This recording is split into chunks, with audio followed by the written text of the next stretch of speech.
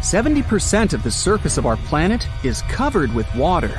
Seas and oceans hide not only diverse inhabitants, but also traces of humanity. Thousands of sunken ships contain pieces of our centuries-old history. Let's look into these depths of the sea and find out what secrets they hide. So, imagine you dive into the seabed and find there, no, it's not the wreckage of a pirate ship of the 16th century. We've seen it many times in many documentary shows and read about it in books, and it's not attractive now. So, you dive into the ocean floor and find a huge porcelain tableware store. And it's not just porcelain that you can buy in the store, but more than 500-year-old dishes. The Chinese Ming Dynasty developed maritime trade for imports from foreign countries several hundred years ago. One ship didn't survive a sea storm and sank somewhere on the northwestern slope of the South China Sea. There, scuba divers discovered a sunken ship with valuable cargo on board. Thousands of porcelain cups, plates, and jugs with beautiful painted patterns lay among algae and sea sand.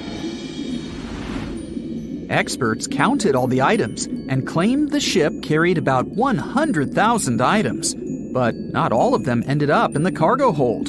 Valuable items were scattered over hundreds of thousands of square feet. A similar case occurred in the Mediterranean Sea. One guy was diving off the coast of Israel and accidentally discovered the oldest sunken sea cargo in the eastern Mediterranean.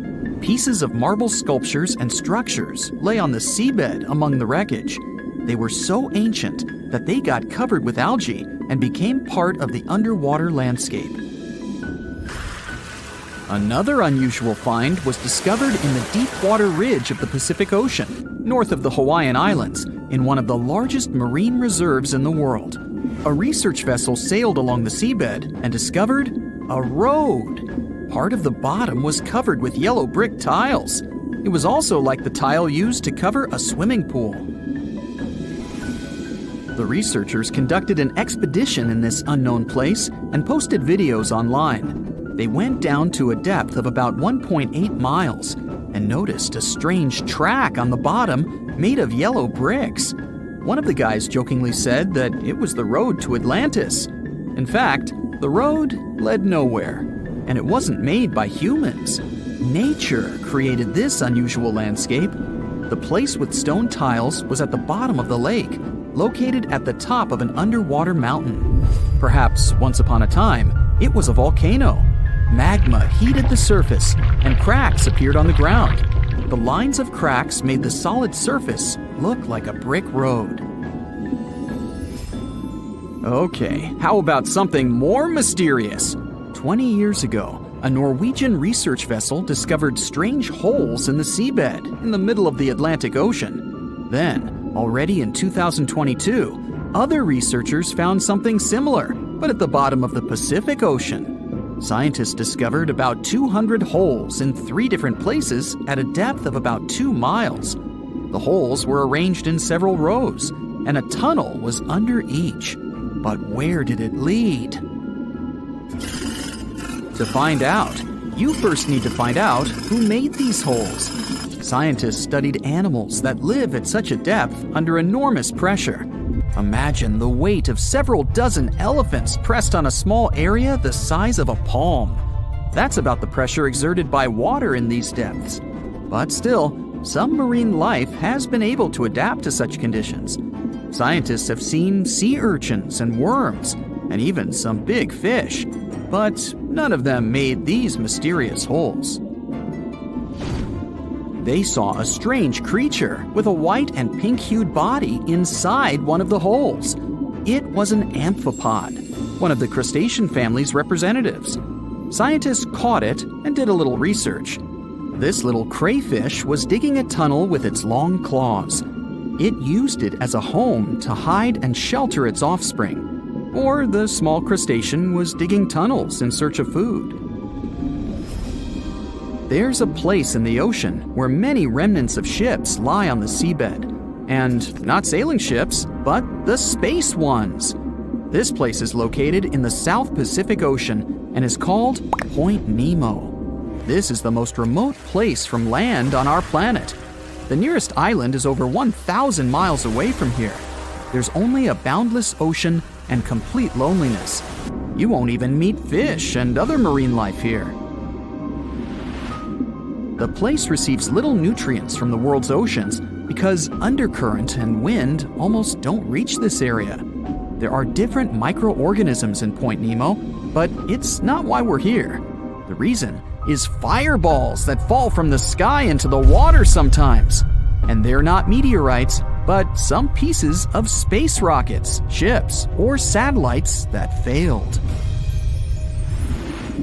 Point Nemo is an ocean desert, so space debris can't harm anyone here. Even if some heavy object provokes a giant wave, it won't reach the nearest land as it will lose all power in the water. Some archaeologists believe the oldest city in the world is about 9,500 years old. But you won't find it on land because it lies on the seabed in the Gulf of Cambay off the coast of India. Scientists have found many ancient artifacts, such as sculptures, furniture, and other interior items. They analyzed a piece of wood found there and determined it was over 9,000 years old.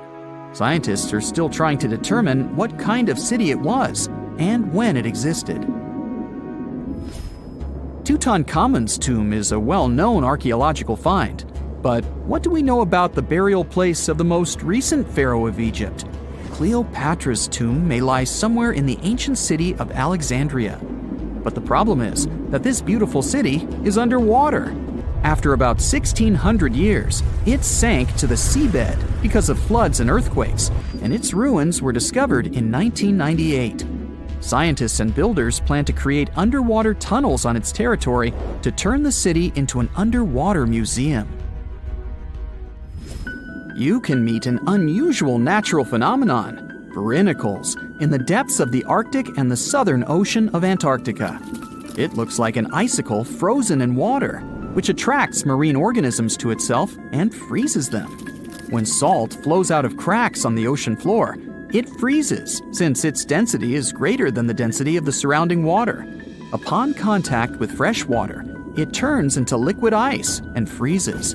Starfish, hedgehogs, and crustaceans were stuck there as this salt froze them. Famous Stonehenge has a double underwater. At the bottom of Lake Michigan, at a depth of about 40 feet, scientists found several rectangular stones arranged in a circle, just like the famous ancient monument of England. On one of the stones, scientists noticed something similar to the image of a mastodon, an elephant-like animal that became extinct more than 10,000 years ago. Despite the apparent similarities with Stonehenge, some scientists believe that nature could make this monument. In 2012, scientists found a strange object similar to an extraterrestrial spacecraft on the Baltic Lake floor. This stone object had tunnels and staircases around it. When the photo of the find hit the internet, many newspapers began to write that it was something from another planet. But scientists analyzed the artifact and said there was nothing extraterrestrial in it. It was a natural rock formation, but no one knows how nature could do such a thing.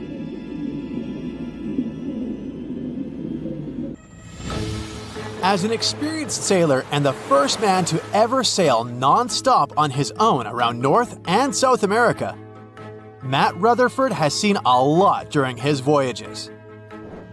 But what he saw in 2013 while sailing through the waters of the Atlantic with his colleague surely stands out.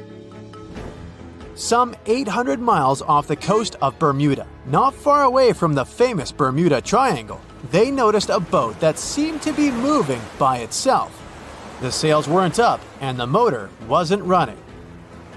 The sailors decided to check if there was someone who needed their help aboard, so they moved closer to the mysterious ship.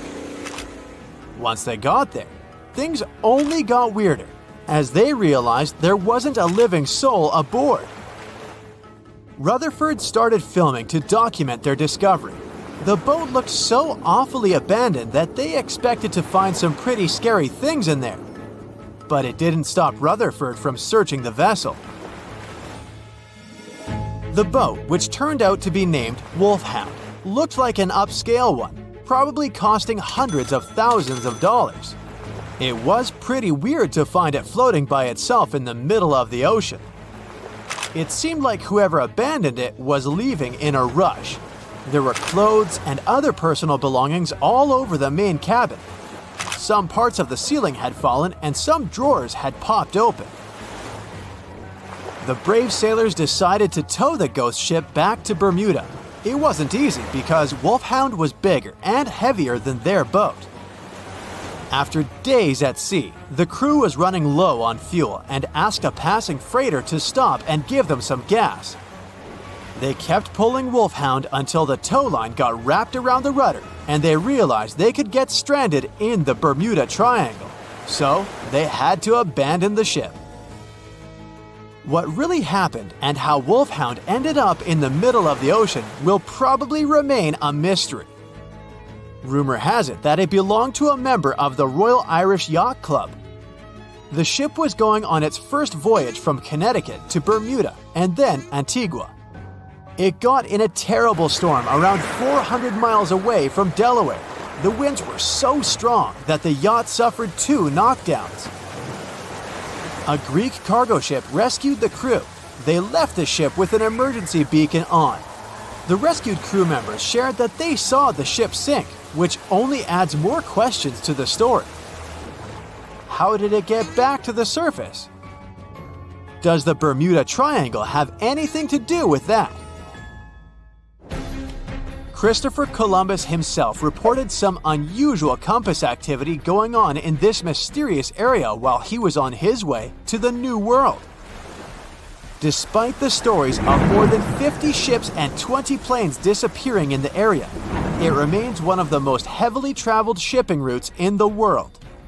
Some skeptics believe that this fact solves the Bermuda Triangle mystery. It could make sense because the busier the area, the more accidents happen there.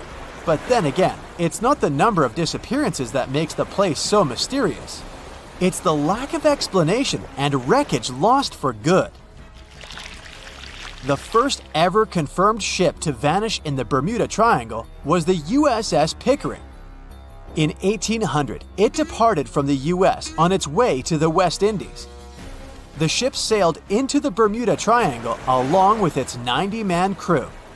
No one ever heard anything from them ever since. The popular explanation is that the ship was taken out by a storm. But because no one found any wreckage, we'll never know for sure. The largest ship that has ever disappeared in this mysterious area was the USS Cyclops. In March 1918, carrying a crew of 306 people, the USS Cyclops left Barbados and headed home to Baltimore. The ship passed through the Bermuda Triangle on its journey and vanished into thin air, or rather, water. The Cyclops never sent any distress signal and disappeared without any explanation or trace. The Bermuda Triangle isn't the only place in the world where ships go missing or mysteriously resurface. One of the most famous ghost ship stories would be of SS Beijimo. The large cargo steamer was built in Sweden. On October 1st, 1931, it got caught in pack ice. The crew decided to wait it out and managed to break free after a couple of days, only to get trapped again in less than a week. This time, they didn't manage to make it out. A rescue team went by air to save 22 of the crew members. 15 other members stayed in a wooden shelter they built not far away from the ship. Their plan was to wait out the winter and get back aboard. At the end of November, a strong blizzard was rushing through the area. When it was over, Beijimo seemed to have gone away with the storm. The captain decided it must have broken and sunk. But a few days later, a local hunter informed them that he had seen the ship around 45 miles away from their camp. The crew managed to find the ship and took the most valuable cargo from its hold. They had fears that Beijimo wouldn't live through that rough water, but it did manage to survive after all. Once the ice was gone, it floated away and ended up drifting along the shores of Canada and Alaska. Many people reported seeing the ghost ship in an open sea. Some even tried to board it to save the ship, but the weather didn't allow it to happen. The last time someone saw SS Bechimo was in 1969, 38 years after its crew had left it. It could still be drifting somewhere in the ocean. The story of MV Hoita happened in the South Pacific. The ship was originally a wooden luxury yacht. After serving for 20 years to various owners, it became a merchant ship. In 1959, it set on a trading voyage that was supposed to last around 2 days. When it didn't reach its destination on time, no one was worried at first, as things happen in the open waters. After another day, and no distress signals from the Hoita, it was obvious that something serious was going on with it. There were 25 people aboard, and their families wanted to find them. A search and rescue crew worked for 6 days looking for the ship, or at least its wreckage, in an area of nearly 100,000 square miles.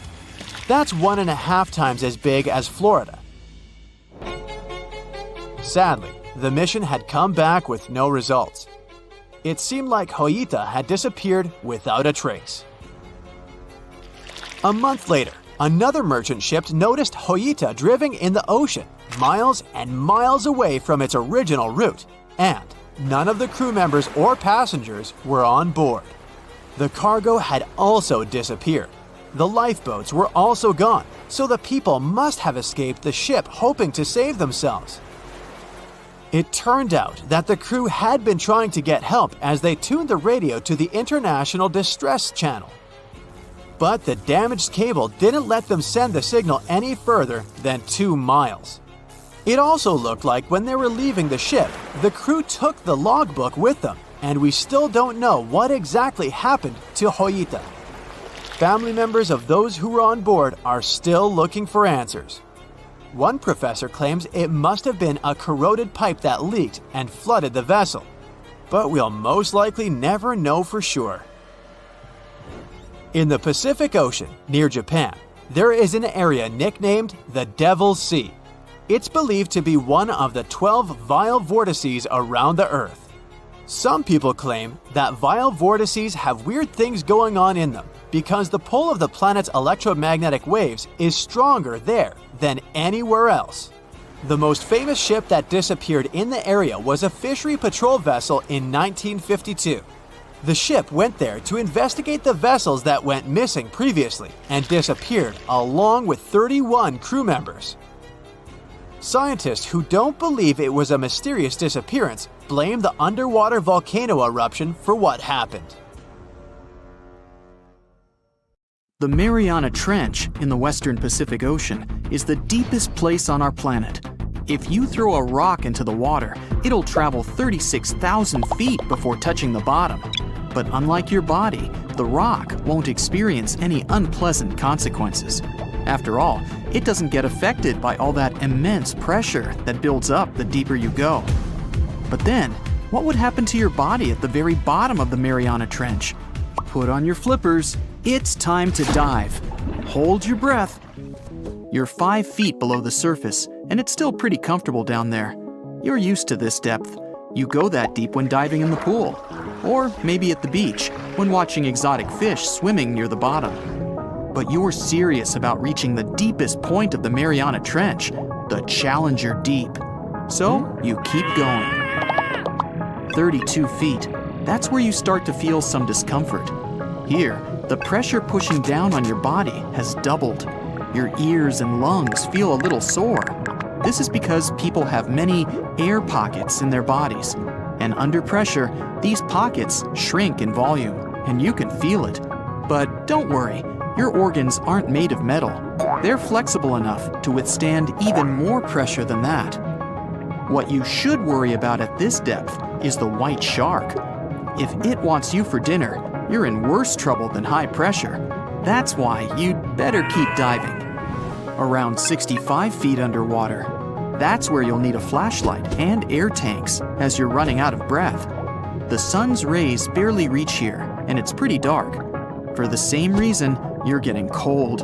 How about putting on a thermal suit, which is what divers usually wear? Ah, it's better now.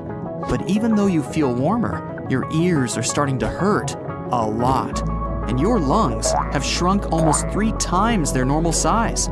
This can be risky for an untrained diver. But you're brave enough, and now you're already at a depth of 100 feet. Only professional divers go that deep without special equipment. The pressure here is 3 times higher than what you experience on the surface. Something weird starts happening to your body. It's not like anything you've ever felt before. And the reason is your air tank. The compressed air inside is mostly nitrogen, 78%, and oxygen, around 21%. But that deep down, nitrogen becomes kinda toxic. It can make you do strange things, like you may forget you're underwater and pull off your oxygen mask. But if you take tanks with more oxygen in them, the dizziness and other strange sensations will pass. 200 feet below the surface, the pressure here is 7 times higher than on dry land. Now, even the oxygen becomes unsafe to you. You have to breathe some gas with helium in it. A sharp drop to a depth of 700 feet. This mark is the world record in free diving. Herbert Nitsch once managed to reach that deep without any special equipment or air tanks. After that, he received the title of the deepest man on Earth. In 2012, he tried to break his own record and plunged to a depth of 830 feet. But it didn't end well for his health. Anyway, if you trained to hold your breath for that long, you would probably have very few problems now. That deep down, you need to start looking around again because there can be heavy traffic. Submarines travel at this depth, and you sure don't want to collide with one of them. A few more feet deeper, and you've reached the limits of the average human's body. At the same time, laboratory experiments have proven that people can withstand even higher pressure. It went like this. A diver entered a special chamber the size of a room. Scientists simulated high pressure, comparable to a deep dive, inside this chamber. This way, the researchers discovered that a trained person can withstand the pressure similar to that at a depth of 1,600 feet. But the diver couldn't just walk out of the chamber after the experiment was over. At high pressure, nitrogen, helium, and other gases build up in the body. And if you normalize the pressure at once, those gases form into bubbles. The consequences are extremely unpleasant, to say the least. So, you have to do a gradual ascent from this depth. This way, the gases can leave your body in a natural way. Sometimes a dive takes a few minutes, but coming to the surface stretches for many hours. It's all about safety. Okay, now you have to put on a special suit. Otherwise, you won't be able to dive any deeper. It can protect you at a depth of up to 2,300 feet. The suit's sealed, and the pressure inside is exactly the same as on the surface. But all too soon, the suit's protection isn't enough anymore. You need a new means to continue your descent. And that's the Triton 6600 submarine. Now that you're sitting inside a large iron machine, you feel as if you're driving a car. Only this vehicle is worth $5.5 million. You certainly don't want to smash it, so be careful. You've reached a depth of 6,600 feet. Don't even think about getting out of the submarine. The pressure here is 200 times greater than on the surface. Your body just won't survive this experience. There's still almost 30,000 feet to the bottom of the Mariana Trench. If you teleported right there, a huge column of water nearly 7 miles high would press down on you with all its force. Your sightseeing tour would be over before it began. Even pressurized submarines can't withstand that kind of force. Large metal machines just burst like air balloons. At the moment, people only explore the bottom of the Mariana Trench with the help of robots and drones. One such machine is Nereus. This is an autonomous underwater vehicle that was built specifically for deep-sea diving. It can withstand pressures 1,000 times greater than those on the surface and reach a depth of nearly 36,000 feet. In May 2009, Nereus got to the bottom of the Challenger Deep, the deepest known point on our planet. Thanks to this machine and its 2 cameras, people could watch what was going on at that enormous depth. But people have also set foot in the Challenger Deep. Back in 1960, the Trieste bath escape descended to its bottom. The vessel was carrying 2 crew members.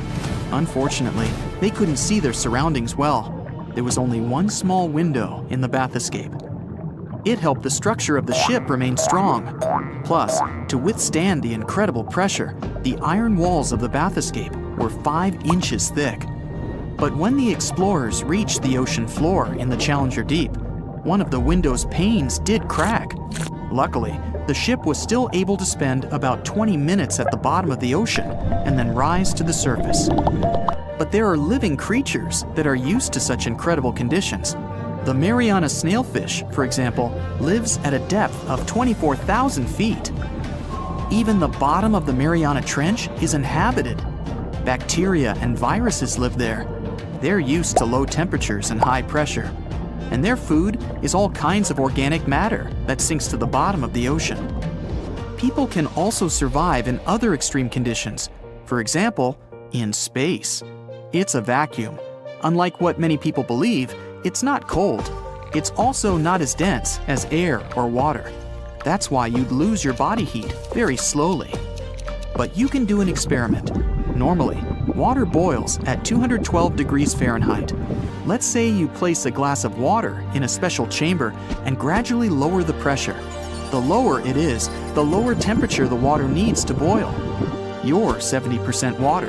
And since space is an almost absolute vacuum, the pressure there is extremely low, near zero.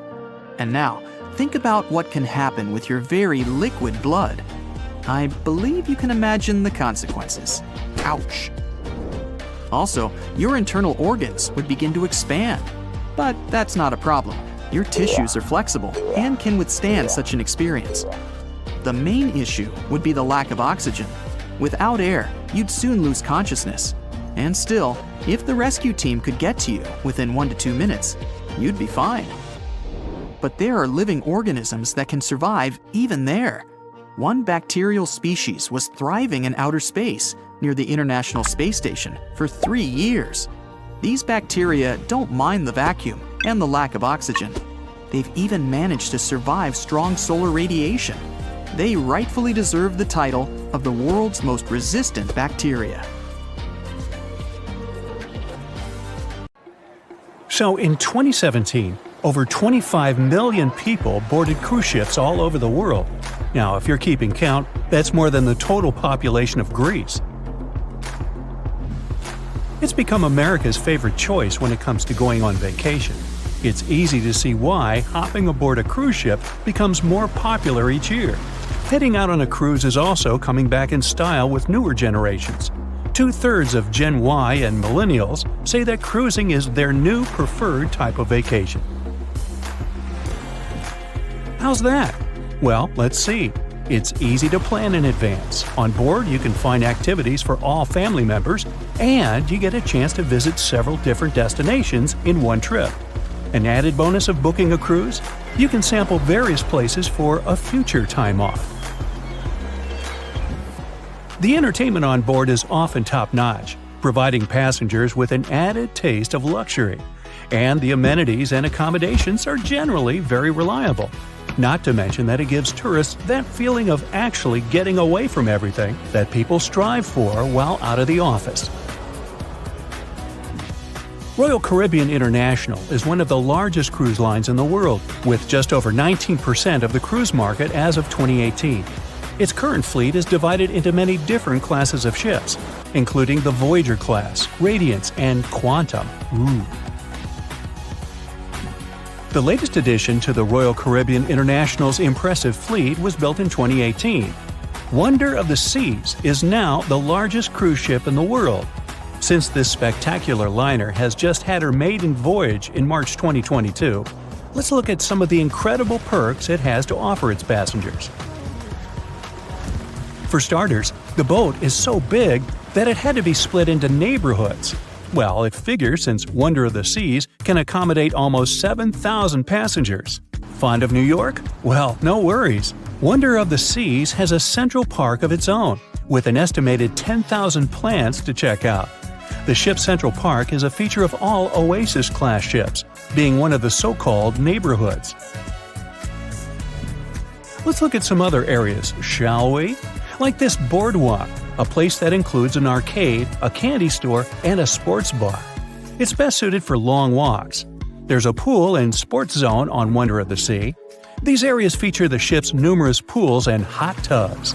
There are many activities to check out on the sports court. Then there's the Royal Promenade, or Promenade if you prefer. That's the main road on Wonder of the Seas, with bars, lounges, and places to grab a cup of coffee, or a luxurious latte. The entertainment neighborhood is the focal point for leisure activities on the ship.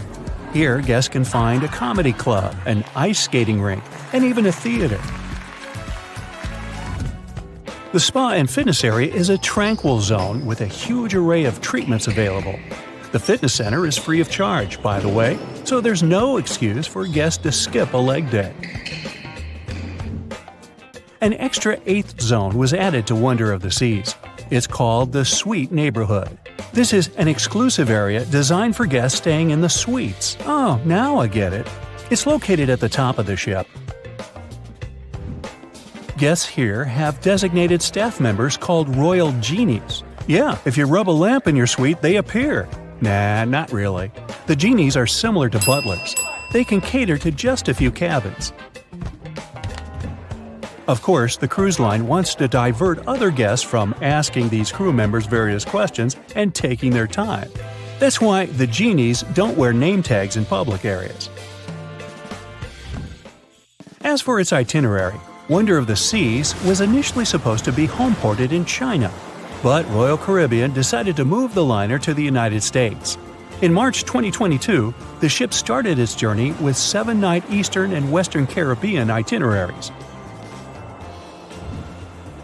In May 2022, Wonder of the Seas is scheduled for a trip to Europe, with Western Mediterranean cruises from Barcelona and Rome planned for its guests. Passengers will also be able to visit Palma de Mallorca, Spain, and Capri, Italy.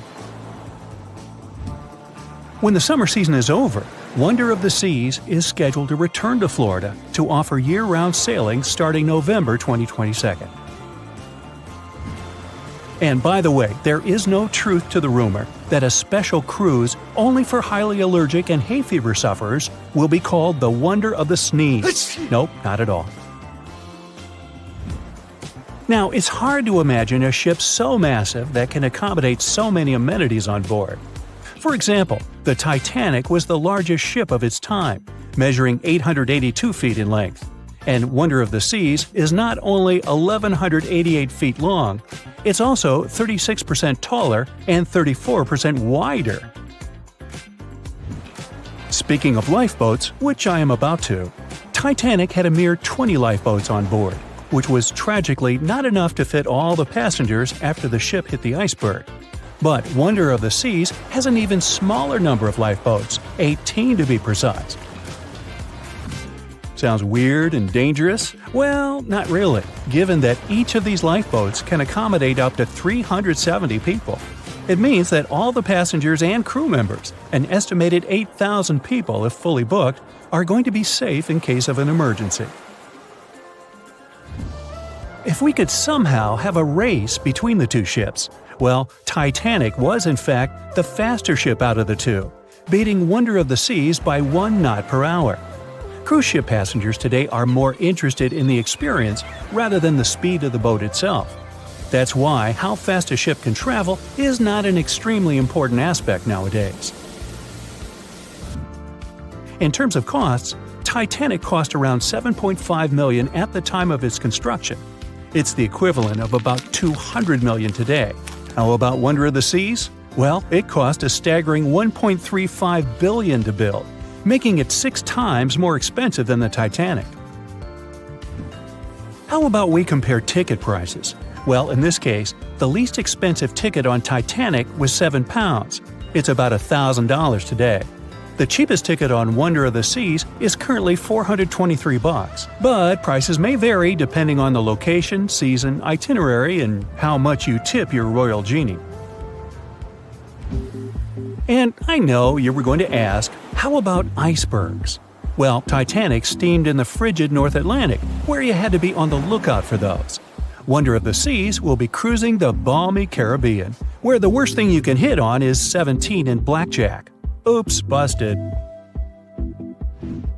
Anyway, set side by side with its other sisters from the Royal Caribbean Fleet, Wonder of the Seas is equally as impressive.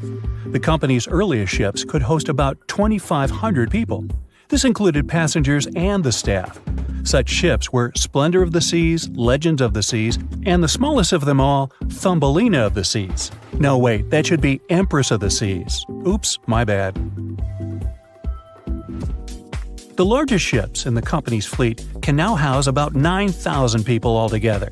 That's almost 3 times the size and capacity of the earlier liners. Wonder of the Seas is one of them, as well as Harmony of the Seas and Symphony of the Seas. Are you seeing a pattern here? Yup, if you ever encounter a ship with "of the Seas" in its name, it's safe to assume it belongs to Royal Caribbean. But if it's a can of tuna, it might actually be Chicken of the Sea. Hey, I like tuna. Now, choosing between cruise ships based on their size is like wondering if you should visit your local museum or the Louvre in Paris. It all depends on your preferences. Some families prefer small settings. Others are fan of large spaces that can provide everything they need. Historically, it's equally as exciting how far we've come in terms of maritime transportation. The SS Royal William, for example, was the first boat to ever make a transatlantic voyage almost entirely steam-powered in 1833. And it was a mere 160 feet long and could house roughly 155 passengers. And if the seas were calm, then they were housed less roughly. Similarly, the first modern megaship in the world was the MS Sovereign of the Seas. Launched in 1987, it was only 888 feet long and could carry a little under 3,000 passengers. Size and capacity are not the single improvements added to newer cruise ships out there. Recent technological developments in artificial intelligence and facial recognition have allowed cruise operators to ensure faster, smoother boarding for passengers. If, in the past, it took from 60 to 90 minutes for all passengers to board a ship, nowadays, cruise ship operators manage to get people comfortably settled in less than 15 minutes. Now, I'm sure you're already eager to book a ticket, but let's look into some of the more interesting activities you can try on board Wonder of the Seas. This way, you'll know what you're getting yourself into. All Royal Caribbean ships have loads of artworks available for their guests to enjoy. But Wonder of the Seas goes above and beyond, even featuring statues of astronauts in key locations around the ship. You'll find the first astronaut looking through the glass at the promenade, while a second one is busy rock climbing at the boardwalk. The third and last astronaut is more of a movie fan. This statue can be found near the movie screen sitting area. Going astronaut sightseeing is proving to be quite the experience among guests. In the areas with no access to sunlight, Wonder of the Seas features virtual balconies. In case of bad weather, guests can still have a feeling of the outdoors, but without having to hide from wind or rain. Teenagers have a place of their own reserved on the ship. There's a special club with a private hot tub, selfie area, games, and comfortable seating. The inside part of this club features a vending machine, an interesting collection of literature, and tables for foosball. Well, sign me up! On a fine summer night of August 30th, 1892, a shipping magnate took his family for a cruise on Lake Superior. They were traveling on the Western Reserve, which was supposed to be one of the safest ships of its day.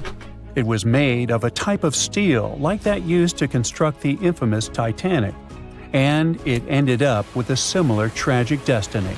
The ship broke in two and was found only 132 years later, in 2024. The 300-foot steamship was the first steel-plated freighter on the Great Lakes. One newspaper called it the Inland Greyhound because of how quickly it cut through the water. Peter H. Minch was the owner and inventor of this vehicle, which had been built just 2 years earlier in Cleveland. On the night of its last voyage, the ship set off toward Two Harbors, Minnesota. Minch brought along 5 of his family members: his wife, their 2 kids, his sister-in-law, and his niece. There were also 22 crew members aboard. It was a pleasant and smooth ride while they were sailing across Lake Huron. But as soon as they left Whitefish Bay, the lake turned wild, and the crew had to drop anchor for a while.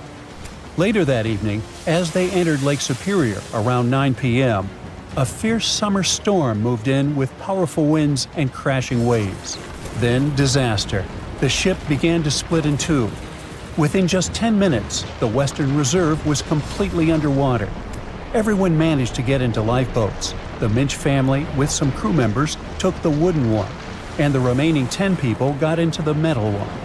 But the storm was so brutal that the metal boats sank right away, and only a few made it into the other lifeboat. That second boat floated for the next 10 hours.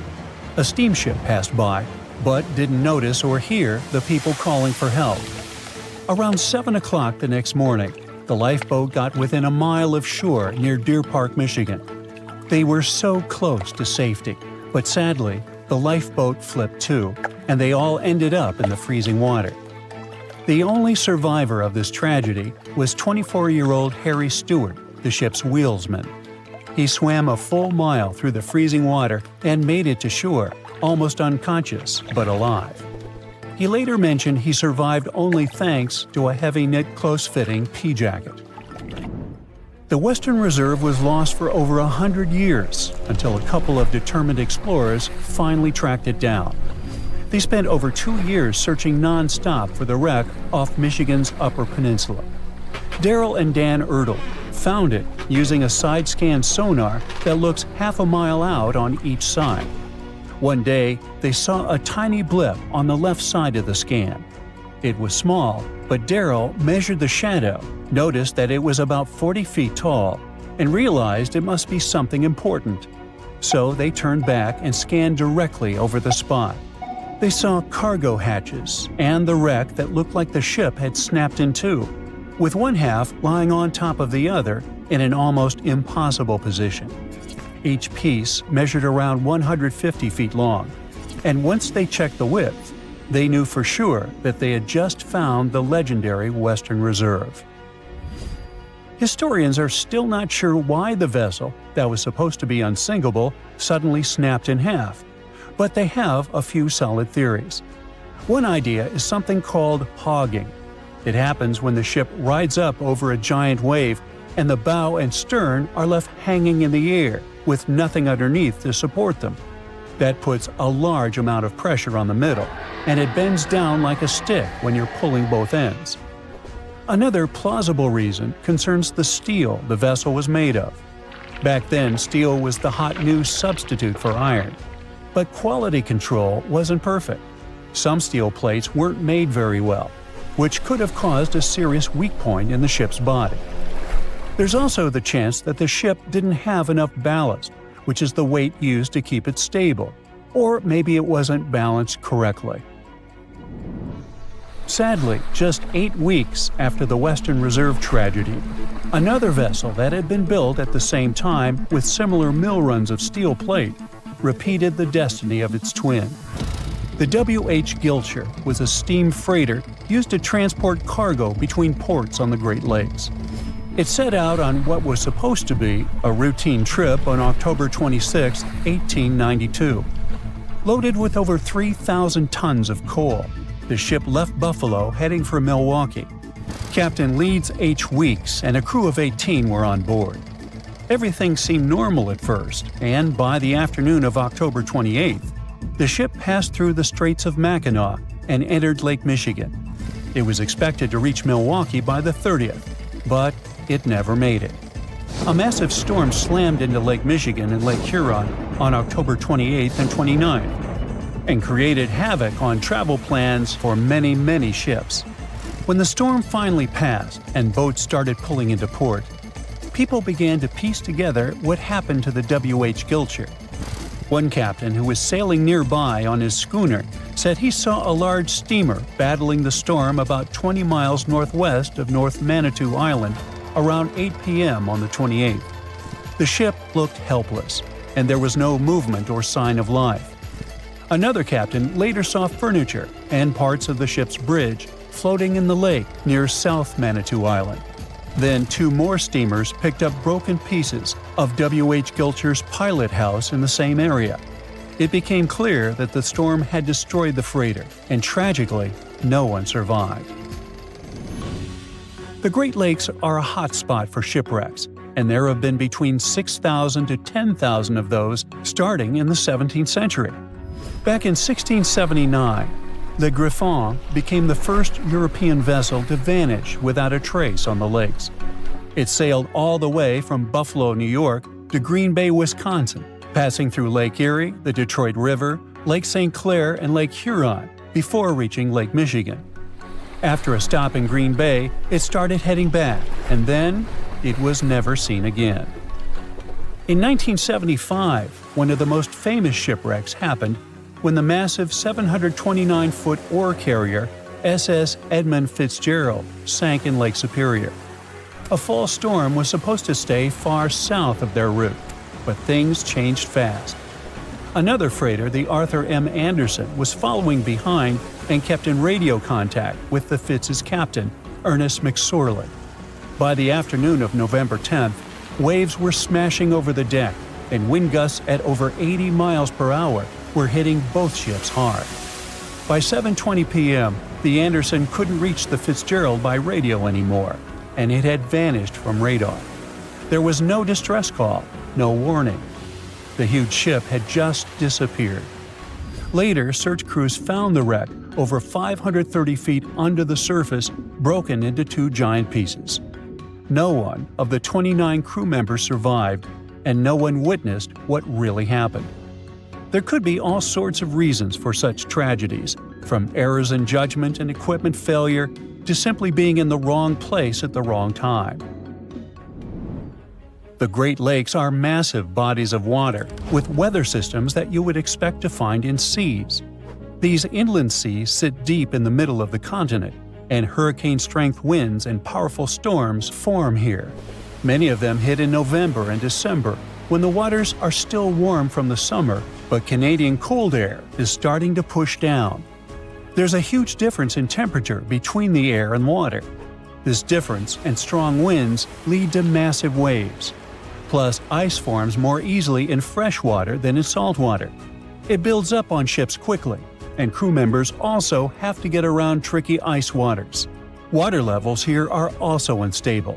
In wet years, storms are more likely to happen, and this makes the risk of damage or disaster higher. Far out in the open sea on a perfectly calm day, a dot appears on the horizon. It grows in size as it gets closer, and soon you can see it's a ship. But when you look at it through the spyglass, chills go down your spine. The vessel is in perfect condition and its cargo is on board, but it's completely devoid of people, drifting listlessly along the current. That was what the captain of the Ellen Austin saw in 1881, and what brought his crew so many sorrows. In December of the previous year, the Ellen Austin, a big 210-foot-long ship, left the port of Liverpool to make its trip to New York. The ship was carrying a load of people hoping to find a better life in the New World. Captain A.J. Griffin took the vessel due southwest for a shorter voyage, and a few weeks into 1881, they found themselves north of the Sargasso Sea, known for its lack of winds and strong circling currents. Ships that got caught in those could lose control and keep on drifting in circles until they were dragged into the center.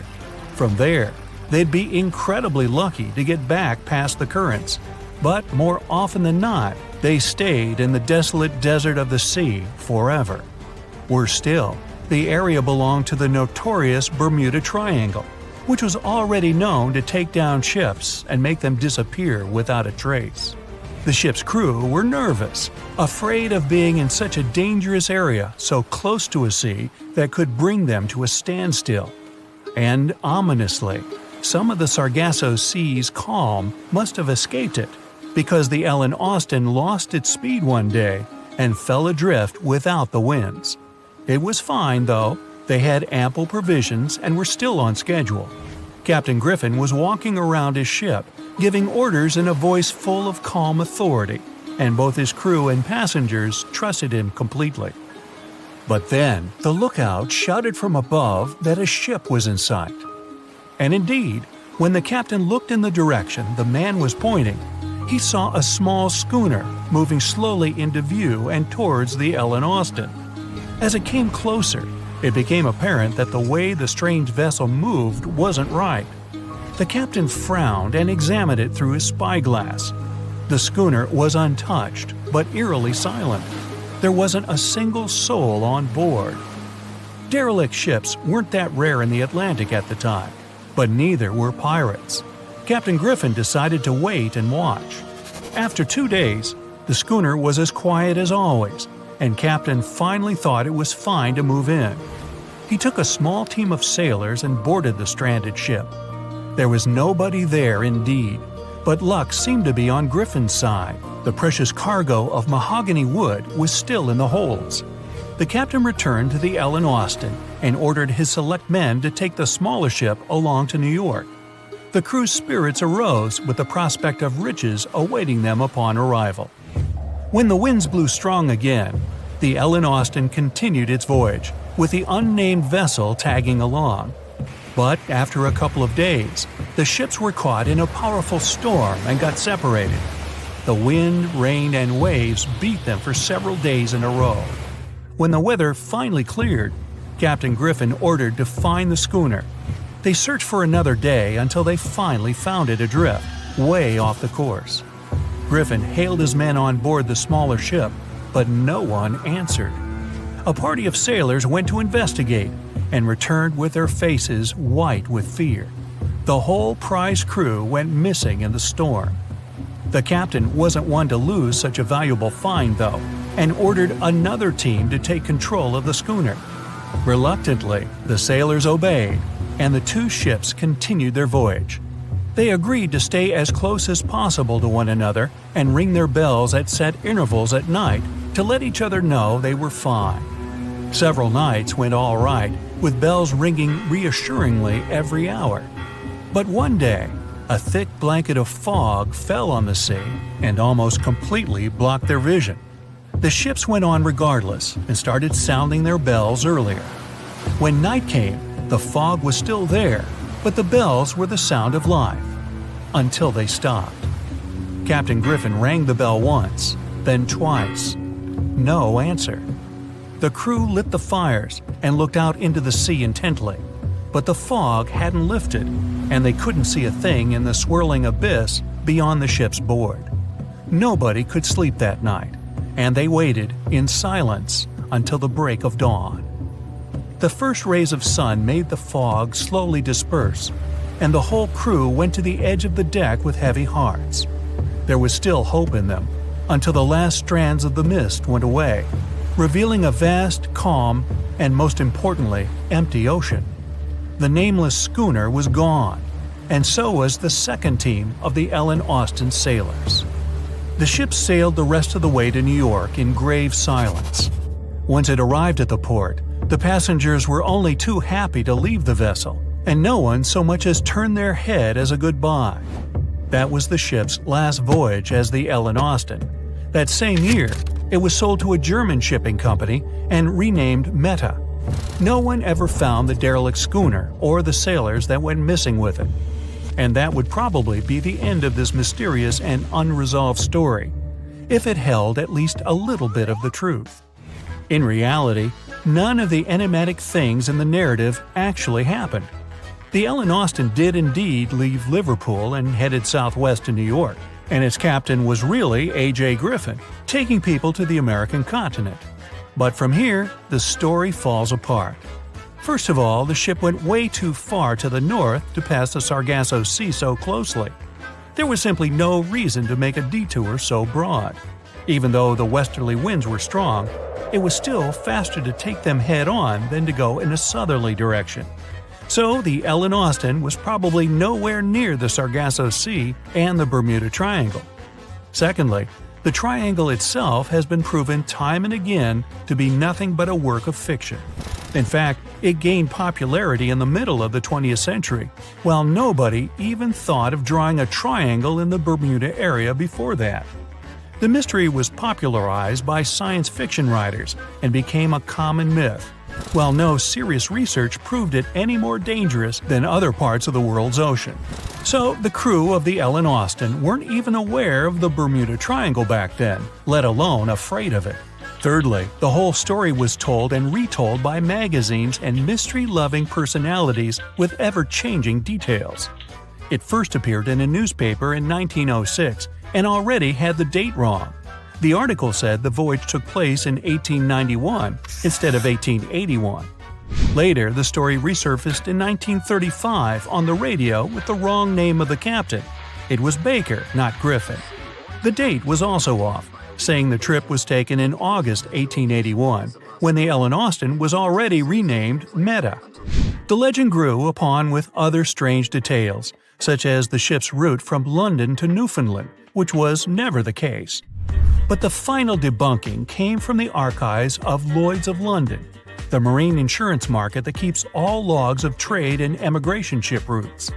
The documents there say that on February 1881, the Ellen Austin completed its cross-Atlantic voyage to New York without incident. Captain A.J. Griffin off-boarded the ship with all his crew hale and hearty and declared no loss of hands during the trip. The voyage took over 2 months because the ship had to fight strong westerly winds pushing it back towards Britain. The crew reported no strange encounters on the way, and the whole thing was as boring as could be. And even the passengers must have been smiling when they stepped on the American soil at last, unaware of the phony baloney story they were about to be a part of. Giant container ships are responsible for much of the global trade. Thanks to them, you receive your orders from overseas, sooner or later. But they do have a problem just like any mechanical vessel. They tend to break down. That's where these little bad boys come in. Tugboats are meant to help any stranded vessel that either lost power or sustained any technical or physical damage. Besides being salvage vessels, tugboats also help guide ships when they dock. Since these ships are massive, underline, they require little tugboats to survey the surroundings and help them navigate to dock properly. They also serve as firefighting boats in case a fire breaks loose in the ship. Many of these cargo ships already have a system to stop fires, but tugboats provide extra help in case the fire gets out of control. Many cargo ships pass through below-zero regions like the Arctic and face plenty of obstacles, or icicles. Tugboats to the rescue again. They can make the first move by breaking the ice so that the vehicle can pass through without damaging itself or delaying its course. They also help large ships move through narrow areas. On March 23, 2021, the Ever Given, one of the largest container ships in the world, got stuck in the Suez Canal for 6 days. It froze global shipping of almost $10 billion of trade in a day. The Suez Canal is one of the most important routes for trading, but happens to be quite narrow for its purpose. To put that into perspective, it's like the Empire State Building getting lodged in the middle of a busy freeway. So, if you were wondering why your delivery was late during that month, it's probably because of that incident. The bottom of the ship nearly touched the floor of the canal. In the early morning of March 23rd, the weather was acting up. It was getting worse and worse, with the wind picking up to around 45 miles per hour. Those were some terrible weather conditions for navigation. That should have been the first red flag, but the Canal Authority didn't have a system for monitoring weather conditions or warning ships about them. The captain, Krishnan Kantavel, ignored the signs and decided just to go with it, not knowing the perils and the consequences ahead. The Egyptian pilots that were assisting with the navigation failed to provide proper instructions. As a result, the ship became jammed diagonally, essentially blocking the whole canal. The canal authorities didn't provide tugboats for some reason, which is why it was stuck for 6 days. Things were so bad, they had to bring excavation diggers to remove some land for the ship to properly turn back to normal. So, these little tuggers are really important for world trading to work. The vessels are getting bigger and bigger, with the world depending on import and export more than ever. They're built for going long distances rather than maneuvering in tight spaces and corners. The tugboats are surrounded by a material that won't scratch or damage the vessel, kind of like bumper cars at the carnival. They can either push or pull. But one thing's for sure, more than one is needed to help a ship get back on its aquatic feet. Ships don't have a lot of water passing over the rudder for them to turn quickly, and they risk damaging the engine if they push it too hard. They can either tow it directly or indirectly. The tug is pulling the vessel either in front of it or from side to side. They can also push it from one side to another. These tiny boats are like ants compared to giant ships. Their success secret is that they're floating on the water, which means there's no solid foundation for them to struggle. As a result, pushing and pulling is easy. Many newer tugboats have 2 large diesel-powered engines. There are also some electric models which are good for the environment and still do their job well. Shipping boats in general are better for the environment than trucks and planes, but are slower. Shipping vessels mainly carry food, clothing, electronics, furniture, and my stuff. The biggest ship can carry the Eiffel Tower on its back like it's no big deal, although getting it over to the ship would be. They're 1,000 times more powerful than a regular car. If all the containers in the world were arranged in a pile, it would cover half the planet. If you ever walked on a beach in the 90s and saw what appeared to be a rubber ducky, you were dreaming. In 1992, a shipping crate holding 28,000 rubber ducks was lost at sea while journeying from Hong Kong to the U.S. They say it fell off the ship and has been around the world's oceans for more than 20 years. What seemed like a horrible accident that would leave dire consequences for the world's marine ecosystem proved to also be helpful for us to learn and understand the world of plastic pollution and how the ocean currents work. These ducks seem to have had quite the journey when they broke free from their container life. Some reports show they got washed up on the shores of Alaska, South America, Hawaii, Pacific Northwest, Scotland, Australia, and even froze in the Arctic. Rather than making their way to thousands of bathrooms in the U.S., they went rogue and backpacked around the world to see what else lies beyond tiled walls and bubble baths. Many were collected and removed from the seas and oceans, while some are still out there.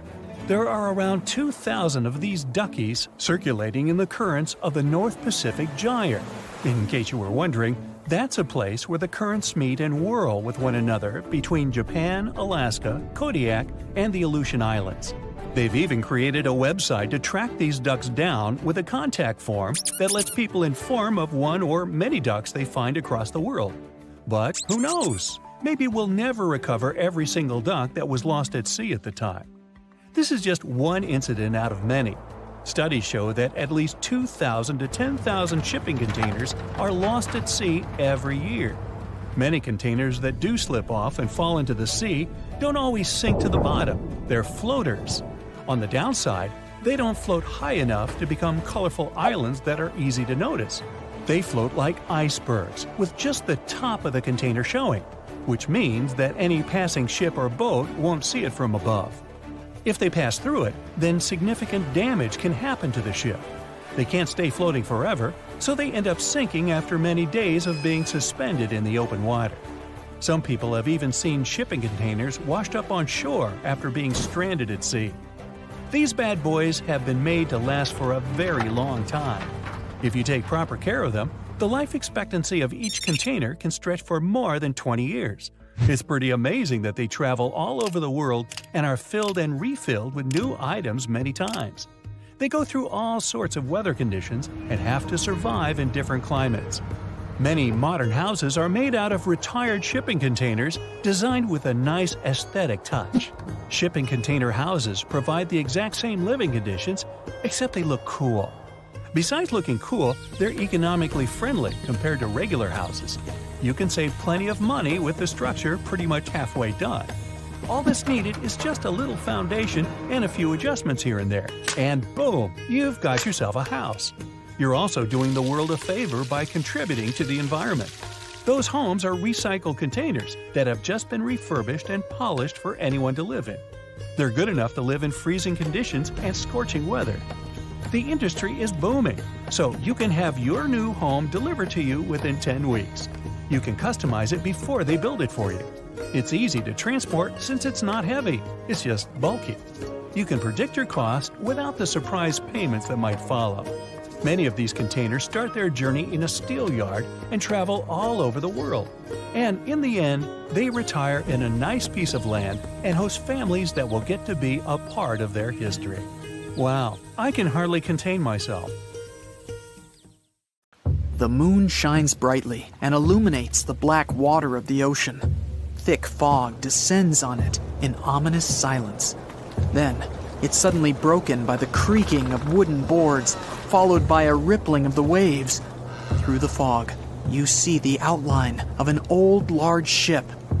Its hull is rusty, and a strange cold is coming from it. But the most unsettling thing is that there's no one on the deck. The ship sails without a crew. No, this isn't a mythical Flying Dutchman, but a very real ghost ship. September 2nd, 2019. The British Royal Navy's ice patrol ship, called the HMS Protector, sails through the calm waters of the Atlantic Ocean. The time is 11 p.m. Some of the ship's crew are on deck, while others are sleeping in their cabins. The captain steers the ship and looks straight at the horizon. The sky is lit up by an orange twilight, and clouds float in the distance. Suddenly, against this beautiful landscape, one of the sailors notices the black silhouette of an unknown ship. The captain slows down and steers the ship a little closer to the mysterious vessel. This is an old cargo ship, 250 feet long. Attempts to contact the crew members lead to nothing.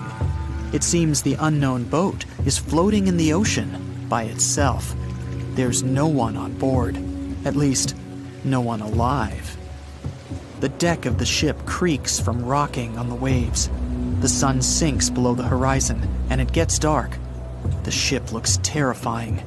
British sailors don't dare to climb on that strange deck. They take a photo, post it on the internet, and sail away.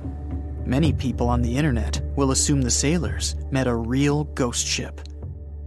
5 months later, we're in the village of Ballycotton in County Cork, Ireland. A local leaves the house early in the morning to go for a daily run. Music in his headphones, fresh cool air, and a scenic route are ideal conditions for a good workout. The jogger runs along the road on the coast of the Celtic Sea. There was a strong storm last night, and now the sea looks calm. The man runs along the top of a low cliff and notices a huge vessel. An old rusty cargo ship 250 feet long lies on the beach, right among the rocks. No people on board. It seems the ship has been here for ages, but the local is sure this vessel wasn't here yesterday. A little later, it turns out this is the same ship that the sailors from the HMS Protector saw 5 months ago, thousands of miles from this place. The cargo ship, called the Alta, was built in 1976. Nobody knows who used it all this time and for what purposes. It's only known that in 2017, the ship was purchased by a new owner and marked with the flag of Tanzania.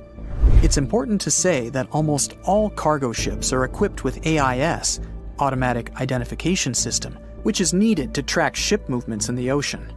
Since 2015, something strange started happening with the Alta's AIS. The ship disappeared from the satellites, then reappeared again.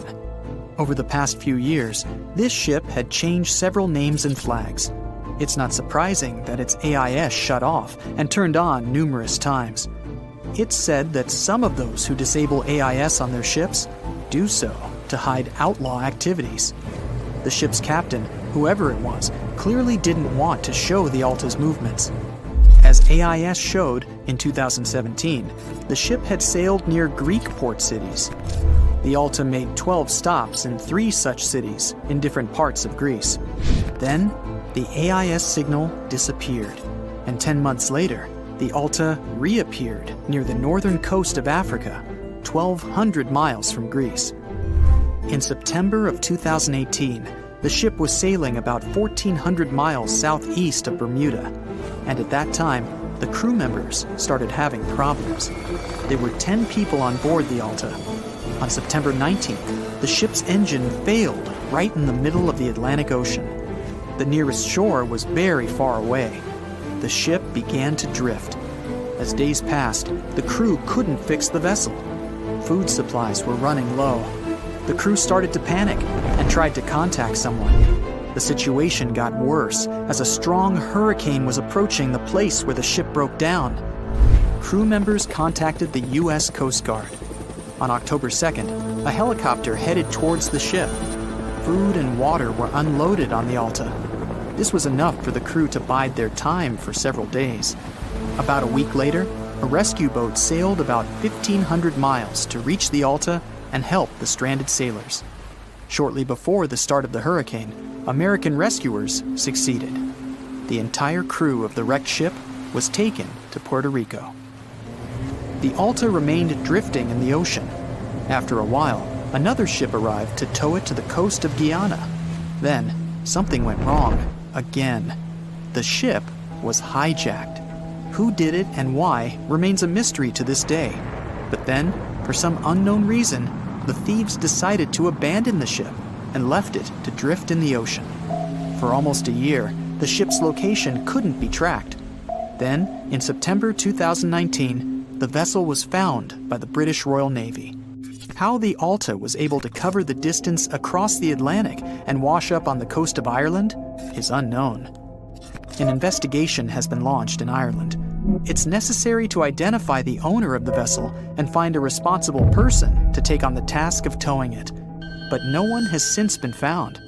Once, an unknown person called the Irish authorities and introduced themselves as the owner of the ship, but didn't provide any evidence.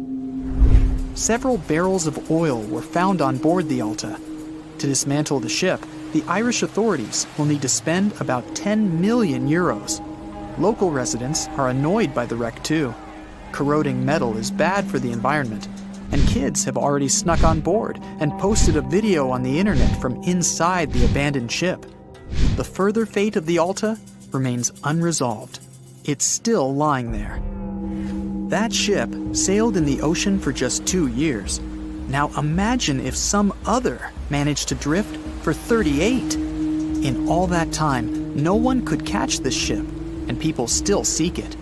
That vessel is called the SS Bechimo. It was a merchant ship owned by a Canadian trading company. In 1931, the ship got stuck in ice off the coast of Alaska. A strong snowstorm began. The team waited a week for it to end, but the storm only intensified. One day, the weather improved a bit, and part of the team was evacuated to the nearest city. Another part of the crew, with the captain, set up camp near the ship. The storm started again and didn't stop for a long time. The blizzard was so heavy that the ship's captain couldn't see beyond his arm's reach. Finally, when the storm was over, the captain saw that the ship simply vanished. He decided the Bechimo sank during the storm. A week later, the ship was found, drifting near the place where it was lost. The hull of the ship was damaged so badly that it was unsafe to sail on it. The captain decided to abandon the ship. However, it didn't sink. For the next 38 years, it was drifting at various points along the Alaskan coast. Several times, people climbed on the ship, including native Alaskan residents and a group of researchers. Attempts to save the vessel from the sea ended in failure. The salvage operations were hampered by drifting ice and bad weather. The last time it was seen was in 1969. The ship was frozen and blocked by the ice.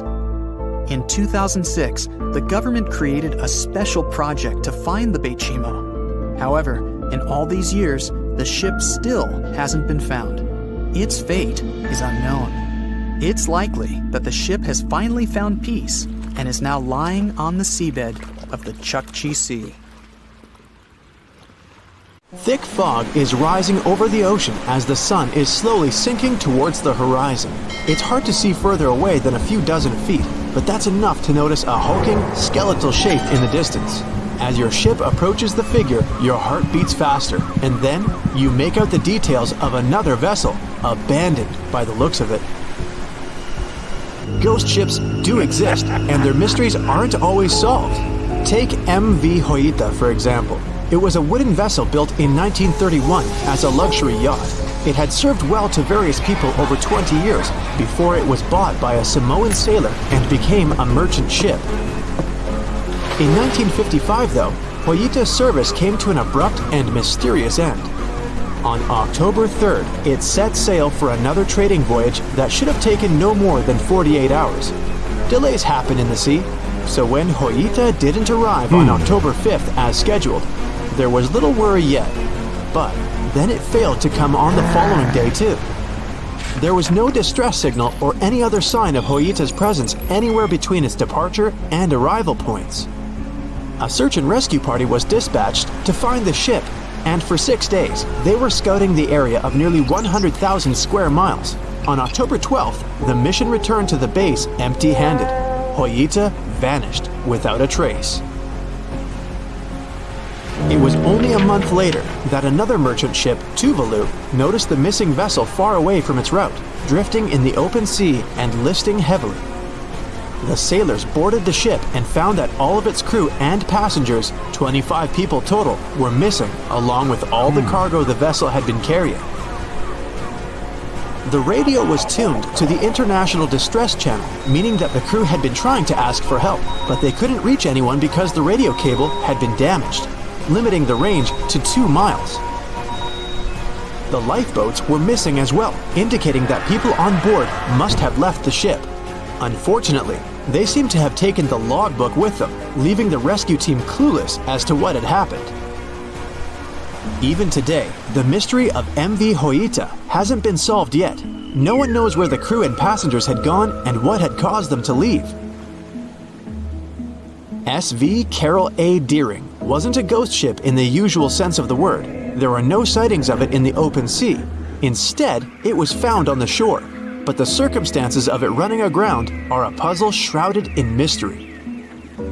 Carol A. Deering was built in 1919 in Maine, and it was a large vessel made for commercial voyages. Unfortunately, despite its large cost of construction, it had only served for a year before its last trip. July 19, 1920. The ship was traveling from Puerto Rico to Rio de Janeiro via Newport News to deliver a cargo of coal. It was almost halfway to the final destination when the captain fell seriously ill, and the crew turned back to drop him and his son off and replace the captain. The voyage went without incident, but when it came to Barbados in December to resupply, there were strange moods among the crew. The first mate didn't seem to be happy with the new captain. No one paid much attention to it back then, when they probably should have. The last sighting of Carol A. Deering at sea was on January 28, 1921, when a lightship noticed it off the coast of North Carolina. There was some commotion on the quarterdeck of the ship, where the crew were normally not allowed. Then, another vessel sighted it, but there was already no one on the decks. On January 31st, the merchant ship was found hard aground in the Diamond Shoals, a site notorious for numerous shipwrecks that had been occupying there for centuries. When the search and rescue party boarded the ship, they found it abandoned, the log and personal belongings of the crew gone, along with the 2 lifeboats. There is still no answer to what happened on board of Carol A. Deering that January, although the most popular version was mutiny. Maybe we'll never find out the truth though. SS Bechimo is perhaps one of the most notable ghost ships in history. This large cargo steamer was built in 1914 in Sweden and plodded its way dutifully over 16 years, trading provisions for pelts with native tribes of Alaska and Canada. But then, on October 1st, 1931, Bechimo got caught in pack ice. At first, it seemed the crew would be able to wait it out and continue on their route because the ship broke free in a couple of days. But in less than a week, it became caught again, this time for good. In another week, a rescue party was sent to fetch 22 of the Beichismo's crew, while another 15 remained behind to wait through the winter if necessary and get the ship back.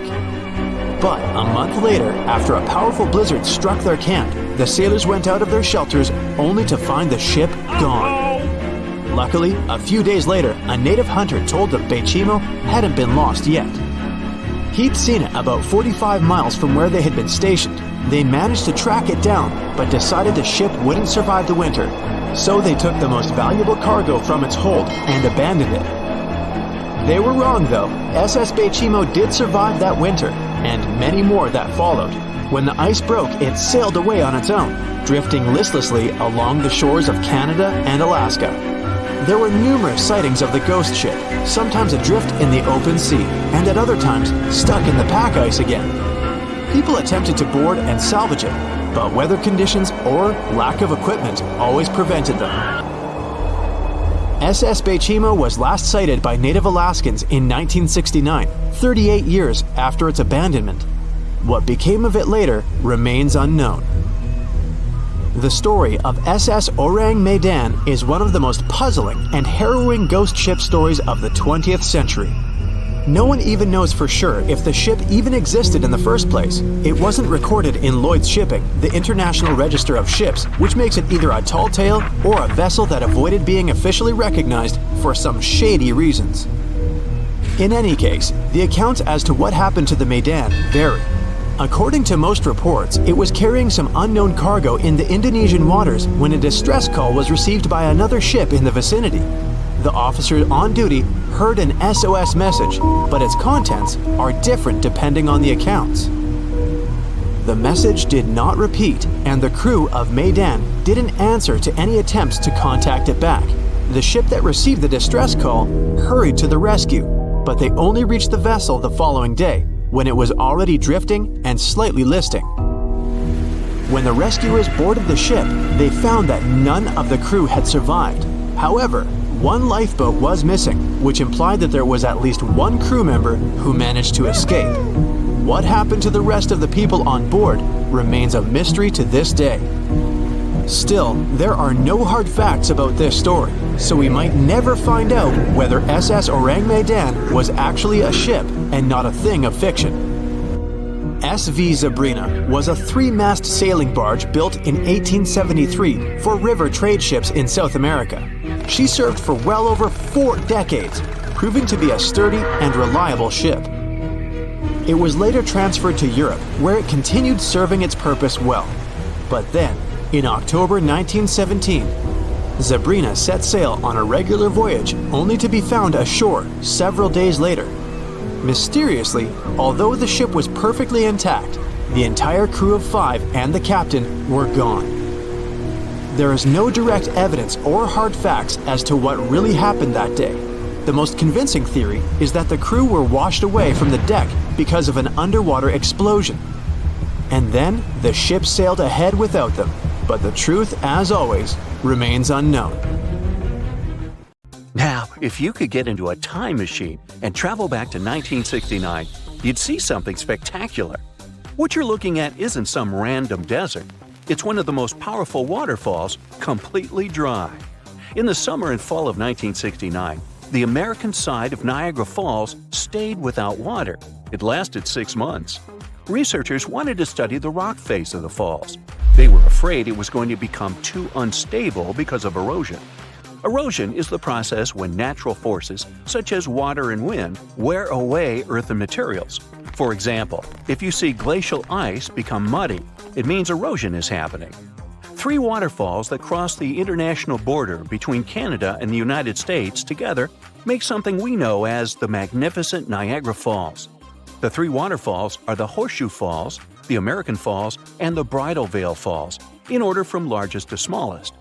The American Falls are fully on the American side, while the Horseshoe Falls are primarily on the Canadian side, divided by Goat Island. The Bridal Veil Falls, the smallest of them all, are on the American side, but separated from the others by Luna Island. Don't America and Canada have a cool natural border? Many didn't believe we could actually go against wild nature and stop such insane amounts of water from flowing. But we did it. It took a 600-foot dam across the enormous Niagara River to really shut down these astonishing falls. This means they had to divert 60,000 gallons of water every second so that the remaining flow traveled over the biggest horseshoe falls. Yup, the ones that are completely on the Canadian side of the border. Over 27,000 tons of rock were used to construct that dam, and more than 1,000 trucks carried that rock back in the hot summer of '69. On June 12th, the American Falls stopped after their continuous flow for more than 12,000 years. So the Horseshoe Falls then took the extra flow and absorbed it so that research could be done. But the locals were still worried. They knew it wasn't possible to control such amounts of water. They were afraid the water might take a different route and cause a catastrophic flood. They were worried that tourists wouldn't come anymore if teams didn't manage to make the waterfall flow again the way it used to. But tourists kept coming even that summer, and they got a unique chance to see something no one had ever seen before or after. During that period, there was even a temporary walkway built only 20 feet away from the edge of the now dry falls. It helped workers to clean the bottom of what used to be a river, so tourists could go there and explore the wild landscape of the falls that was usually under the water, hostile and not accessible to visitors at all. As they were exploring the dried bottom of the falls, researchers stumbled upon millions of different coins people had thrown in the water over decades, maybe to make a wish or for some other purpose. Wow, a Niagara Falls piggy bank! Well, they removed most of those coins. I wonder who got them. But in the past couple of decades, more and more tourists have been coming here.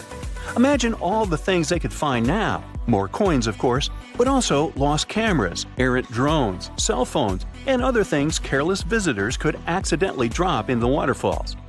The idea of removing all the water and turning Niagara Falls into a desert proved to be possible, but it may need to be done again.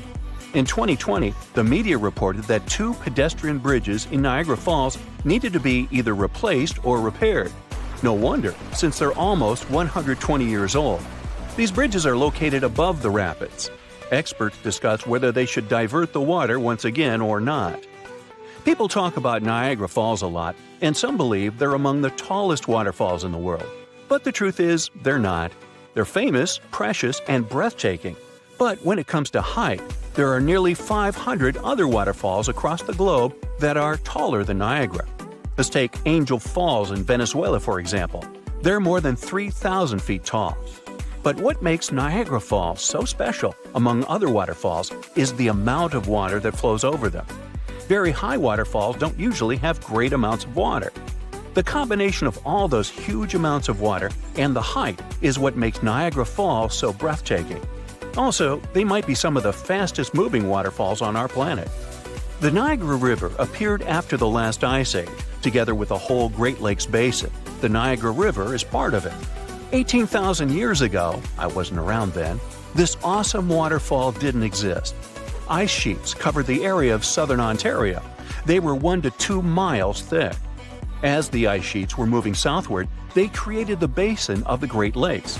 Then they melted, releasing enormous amounts of water into the basins. Generally, the water we drink is fossil water. Only 1% of it renews through the year, with the remaining 99% coming from ice sheets. The Niagara Peninsula hasn't been beneath the ice for nearly 12,500 years. As the ice melted, the resulting water started to flow down through what later turned into Niagara River, Lake Erie, and Lake Ontario. It took a lot of time, but the water eventually eroded cliffs and formed these spectacular falls. Now, you might have noticed that the Niagara River is amazingly green. This specific color tells us how powerful the water is when it comes to erosion. Every minute, Niagara Falls spews over 60 tons of dissolved minerals. All that, together with dissolved salt and finely ground rock, makes the color so magnificent. People who live in the United States and Canada, or more precisely, over 1 million people who have access to the area, use the waters of Niagara River for different purposes. For example, fishing, getting drinking water, doing recreational activities, including swimming, boating, and birdwatching, producing hydroelectric power, and so much more. Now, the first hydroelectric generating station in the world was built at the end of the 19th century, and it was right next to the falls. Pretty soon it started paying off because people were getting electricity from it. But this electricity could travel only 300 feet, so something needed to be improved there. Nikola Tesla was the one who took up the challenge and made the necessary changes. He discovered that electricity could travel long distances if an alternating current was used. Today, several Niagara Falls power plants provide over 2 million kilowatts of power. Okay, I'll tell you another interesting thing. 1969 wasn't the only time when Niagara Falls stopped. Back in 1848, the water didn't flow over the falls for up to 40 hours. Now, the falls were already very popular among tourists and a useful source of energy for local people, so no wonder they freaked out. Nature was to blame this time. Ice blocked the source of the Niagara River. An American farmer was the first one to notice it. It was March 29th, and he went for a walk right before midnight. Soon, he realized he couldn't hear the powerful roar of the falls. He quickly went to the edge of the river and stood there in shock. There was hardly any water. Factories and mills had to shut down because they depended on that water. Turtles were just wandering around. Fish didn't survive. Some people took a walk on the river bottom, taking little things they could find there as souvenirs. But 2 days later, on March 31st, people heard a distant rumbling coming from upriver. It was getting nearer and louder until a wall of water appeared in front of their eyes. And one of the world's greatest attractions that millions of tourists visit every year was back in business again. Magnificent and, in the end, invincible. As it should be. The Bermuda Triangle is one of the most heavily traveled shipping routes in the world. Some skeptics believe that this fact solves the Bermuda Triangle mystery. Statistically, the busier the area, the higher the frequency of accidents and disappearances. While this makes sense, it's not the frequency of disappearances that's responsible for the mystery of the Bermuda Triangle. It's the lack of explanation or wreckage found. On his very first voyage to the New World in 1492, Christopher Columbus sailed through the Bermuda Triangle.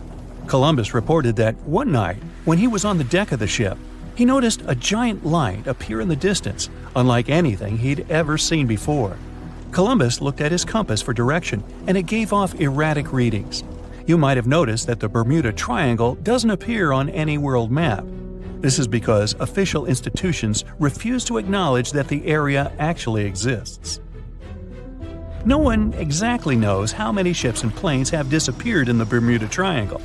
The rough estimate is 50 ships and 20 planes. Most of the time, the disappearances had no explanation and no wreckage has ever been left behind. When the TBF Avenger planes went missing, a massive search operation was conducted. Boats and planes searched the Bermuda Triangle for any signs of the aircraft. One of the boats searching was a PBM-5 Mariner airboat. The airboat took flight at 7:27 p.m. and called in a routine radio message 3 minutes later. Then, it was never heard from again. No trace was ever found of the rescue airboat or the 5 Avenger aircraft. A huge investigation was launched into the disappearance of all these vehicles, but nothing was ever discovered. The Bermuda Triangle is home to some pretty intense and unexpected weather. Storms build up quickly and unexpectedly, then disappear soon after. If you blink, you might miss it. This could explain why few distress signals are issued. Pilots and sailors never saw the weather coming. A popular theory suggests that rogue waves are responsible for the many disappearances.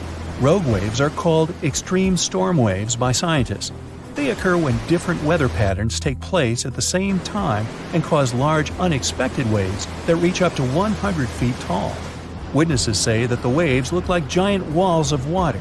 These waves could explain why ships go down fast and without leaving any trace. Just off the coast of Japan, you'll find the Bermuda Triangle of the Pacific Ocean. They call it the Devil's Triangle. Between 1950 and 1954, 9 ships disappeared in this area without leaving a trace. The ship Kyomaru 5 was sent to investigate these unexplained disappearances when it also vanished.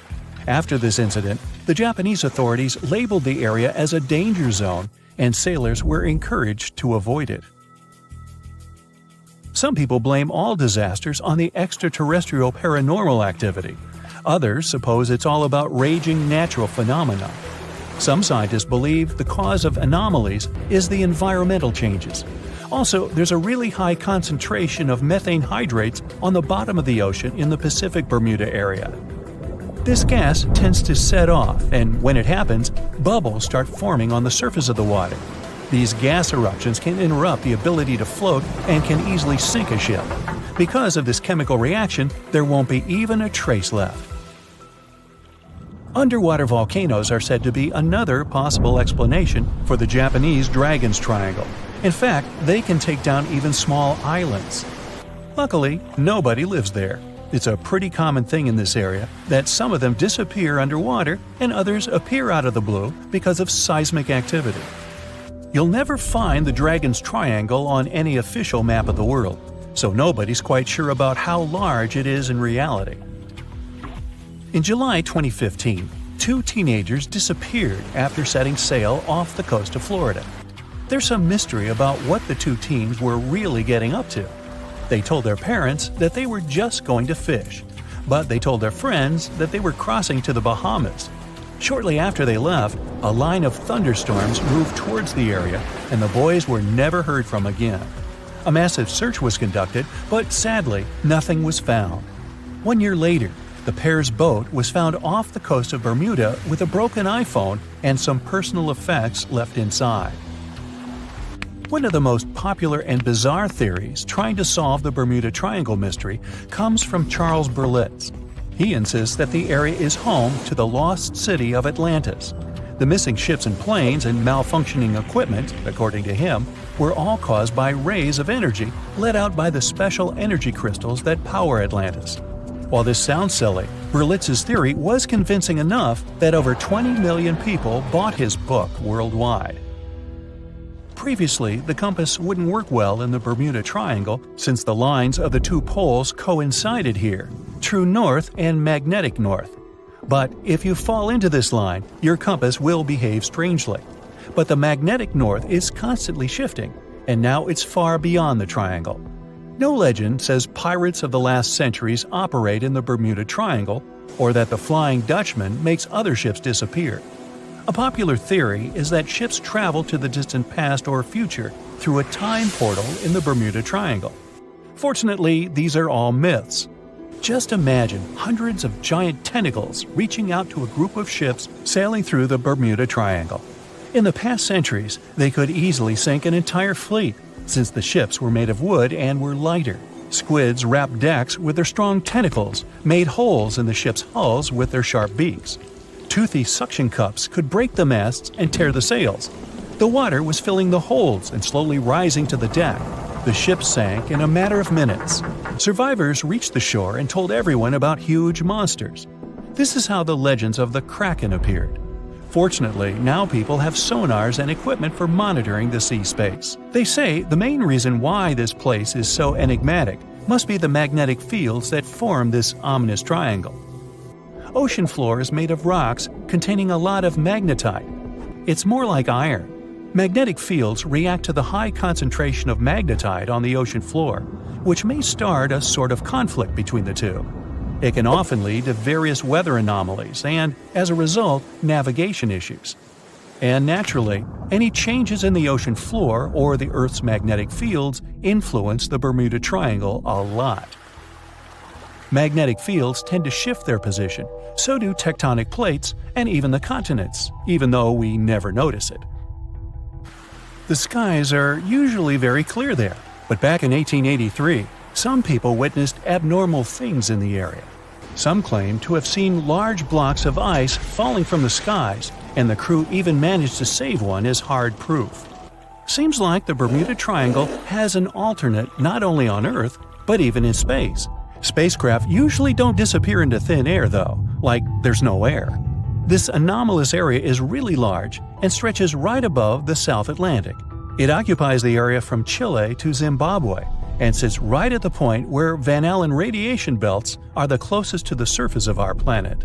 The Earth has 2 such belts, which come in handy trapping the particles that shoot in from the Sun. They do a great job protecting the Earth from radiation. The magnetic field there is lower, so it allows the Earth's radiation belt to come closer to the surface. Whenever a satellite passes by, it will be exposed to radiation, which might lead to serious damage. So, no satellite can take pictures of it. The South Atlantic anomaly is part of the Earth where natural radiation just flows out of control. Still, there is little evidence that all these triangles are really dangerous. Many believe the Bermuda Triangle itself has been proven time and again to be nothing but a work of fiction. In fact, some shipwrecks, such as the Ellen Austin, gained popularity in the middle of the 20th century, while nobody even thought of drawing a triangle in the Bermuda area before that. The mystery was popularized by science fiction writers and became a common myth, while no serious research proved it any more dangerous than other parts of the world's ocean. So, the crew of the Ellen Austin back in 1881 weren't even aware of the Bermuda Triangle back then, let alone afraid of it. What do you think?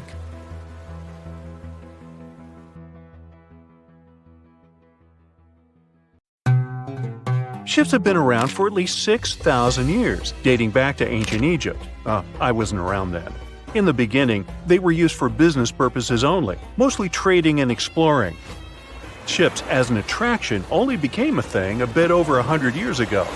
You might think it was the infamous Titanic, but you'd be wrong. The first cruise ship that took passengers on a voyage was a German ship called Prinzessin Victoria Luisa. It was launched in 1900 and served for 6 years. Of course, now they are more advanced and last longer, around 30 years. After that use-by date, it's no longer safe to travel due to metal fatigue, most often of the ship's hull. So, since ships don't have too long of a lifespan, it makes sense to build them big. I mean big, so they can accommodate as many passengers as possible. Your average cruise ship is 1,000 feet in length, or approximately 3 times as big as a football field. They're also tall enough to require elevators. They're also filled with different facilities, like restaurants, pools, and many other fun activities. Right now, the biggest cruise ship in the world is called Wonder of the Seas. It's 1,187 feet long, has 18 decks, and can host almost 7,000 non-crew passengers. It has 8 different neighborhoods, 20 restaurants, 4 pools, a water park, a full-size basketball court, an ice skating rink, rock climbing walls, and even a theater. So it's basically a floating city.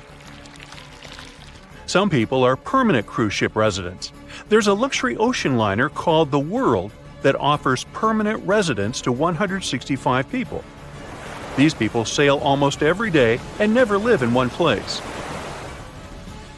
So yes, cruise ships are enormous, and if you build them at once, they won't fit anywhere. So the ship is constructed part by part, prefab, often by different companies. Cruise cabins are built separately, and then they're added to the ship at the shipyard. Such huge ships sure have big anchors. An average anchor weighs like 4 grown elephants. The crew members try to avoid dropping the anchor when possible because such a massive thing can severely harm the ecosystems at the bottom of the sea. With around 2,000 cabins on average, it's impossible to ensure that every cabin has a window for the voyagers to observe the sea. So cruise ships found a solution. Interior cabins that don't have windows have virtual balconies that transmit real-life images from the outside of the ship, depending on where your cabin is located.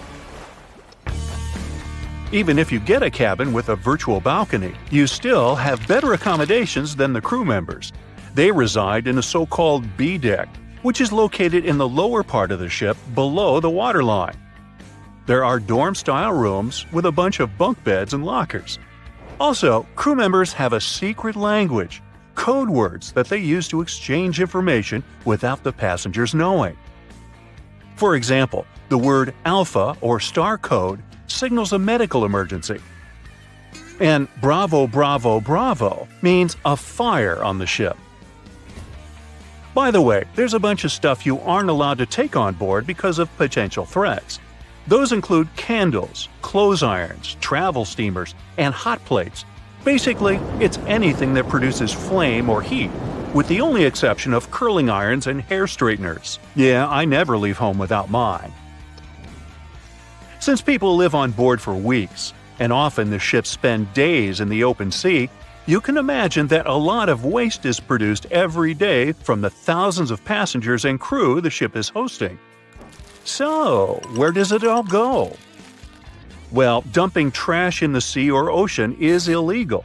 So, the ship engineers devised a system. On a particular crew-only deck of a ship, there's a recycling station where all the waste goes from everywhere around the ship. Everything that can be recycled, paper, aluminum cans, all types of glass, and plastic bottles are collected, separated, crushed, and stored until the ship docks at a port and can send the stack to a recycling station. As for the food waste, all kitchens on board have a suction drain, which takes the food to one big pipe, which takes all of it to a hydroprocessor. The processor crushes the food into small pieces and then burns it. Now, the cruising capital of the world is Miami, Florida. Having 5 ports, Florida is the place where most cruise ships depart. Voyages are fun, but if you need to get somewhere fast, cruise ships shouldn't be your first choice, because they're slow. On average, they travel at the speed of 20 knots, which is just 23 miles per hour. Ships travel much slower than cars and planes because they move huge amounts of water. For instance, when you run on the ground, you're fast. No, really, I've seen you. Now step in a swimming pool and try to run there. It'll be way harder for you to do, and you'll be way slower, barely moving through. Now keep in mind that you're much smaller than a ship. As we've seen, ships are big boys. When you put something in the water, it displaces the amount of water that is equivalent to its weight. So, a ship displaces thousands of tons of water and then pushes through it, creating such a drag. That's why they're slow. Still, in a year, cruise ships sail around the equivalent of 3 times around the planet. Apparently, the passengers are there to enjoy the ride and not so much the velocity. Obviously, such ships need a boatload of fuel. And not just one, several types are required. Heavy fuel oil is used for the main engines, marine diesel is needed for smaller engines and lifeboats, and there's also marine gas oil for the turbines. Every day, each cruise ship burns, on average, 150 tons of fuel and releases exhaust equal to 1 million cars combined. So there are often regulations regarding how pure each type of fuel must be.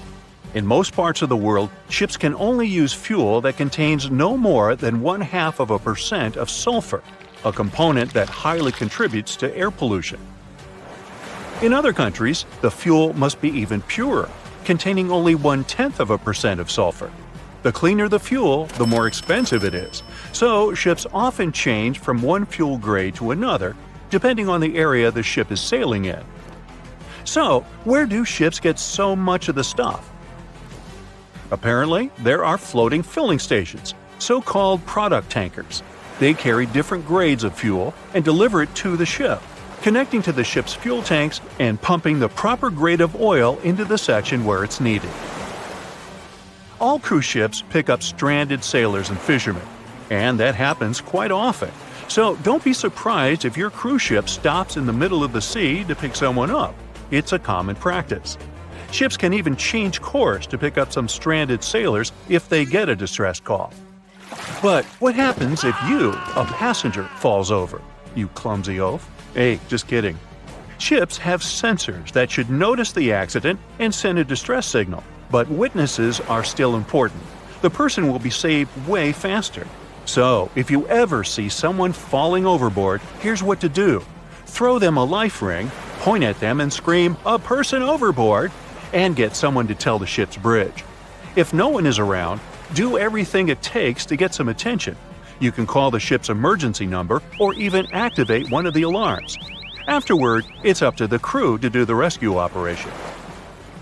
By the way, crew members have a code phrase for a person overboard too. It's Oscar, Oscar, Oscar. And that's not for Oscar Mayer. It's a code unique to the Royal Caribbean Cruise Lines. Ever since What Happened to the Titanic, remember the Oscar-winning movie?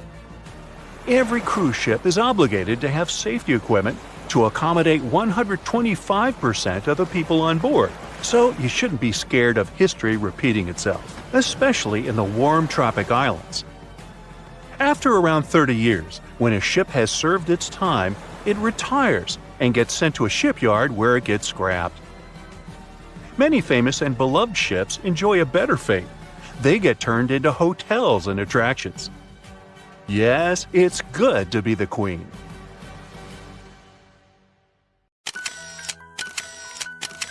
At the beginning of the 20th century, somewhere off the coast of West Africa, a German steamship was leaving the port. Suddenly, the weather got worse, and the vessel entered a thick fog. The sailors ran aground on a sandbank close to the shore. Luckily, no one was hurt, and they were even able to save their precious cargo. But the ship was stuck in the sand for good. And it was not alone there. Nearly the entire length of the western coast of Namibia is called Skeleton Coast. If the name sounds scary, that's because it is. This 976-mile-long beach line is among the most dangerous places on Earth. The local Bushman tribes believe that their supreme deity made this land when it was angry. The Portuguese were the first Europeans to set foot in Namibia in the 15th century. And yep, they didn't like Skeleton Coast either. Portuguese explorers thought this land presented the gates to the underworld. This is the place where the Namib Desert meets the Atlantic Ocean. It might be dangerous, but it's actually beautiful. Plus, it's a UNESCO World Heritage Site. If Skeleton Coast had a PR manager, they would quit on the first day on the job. The area is not exactly tourist-friendly because of its geography and history. Beneath the sand and the waves, there is a secret ocean currently lurking for unsuspecting sailors. It's called Benguela Current. It flows towards the north along the coast of southern Africa. This part of the Atlantic is rich in marine life, but the current's land neighbor isn't that happy with the deal. This arid climate created the Namib Desert, one of the driest regions on Earth. And that marine life I just mentioned? It's sharks. 11 species of them to be exact. And yes, the great white decides to pop by once in a while. So far, we've got a desert landscape, strong currents, and sharks. Not a place for a beachside resort, definitely. But if someone ends up on Skeleton Coast, will they know they're in danger? Don't worry, they will. The beach is littered with wrecks of all sizes and shapes. If you remember that German ship I mentioned in the very beginning, its massive and rusted stern is now sticking out from the desert sand. There are some 500 wrecks in total scattered along the coast, and it's a mixed crowd, from Portuguese galleons centuries old to ships that ran ashore here in the 21st century. A modern fishing ship called Zela India managed to slip from its tow rope in 2008 and ended up on Skeleton Coast. Okay, it didn't escape on its own, it had some help from the elements. But it's better to be a tourist attraction on a beach than to be broken up for scrap. That's where the trawler was originally going, poor thing. Skeleton Coast's most famous inhabitant, to call it such a place, is the wreck of the Dunedin Star. The British cargo liner ran aground here in 1942. The massive rescue operation that followed reveals why it's so dangerous for sailors to end up here. The rescuers managed to save all of the crew and passengers, but at a heavy price. An aircraft and a tugboat were lost in the process. It took the last of the rescuers a full 2 months to return home to Cape Town. Why, you might wonder? One look at the map of the region reveals the reason. It's an endless sea of yellow, which is the sand. There are so few roads here, so Skeleton Coast is hard to reach by land. There are also legal obstacles. You need a special permit to drive into the area. But the skeletons in the name of the area don't only refer to ships, they also stand for animal bones. Most of these belong to whales and seals. Many animals have adapted to the area, so lions and hyenas roam the coastline in search of a meal. Yeah, now there are hungry lions as well, as if those sharks weren't enough.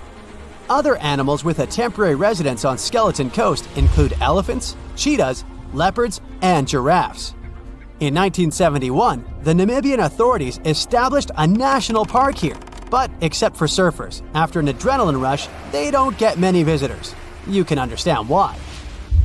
The Namib Desert is the oldest desert in the world, and it's not very tourist-friendly either.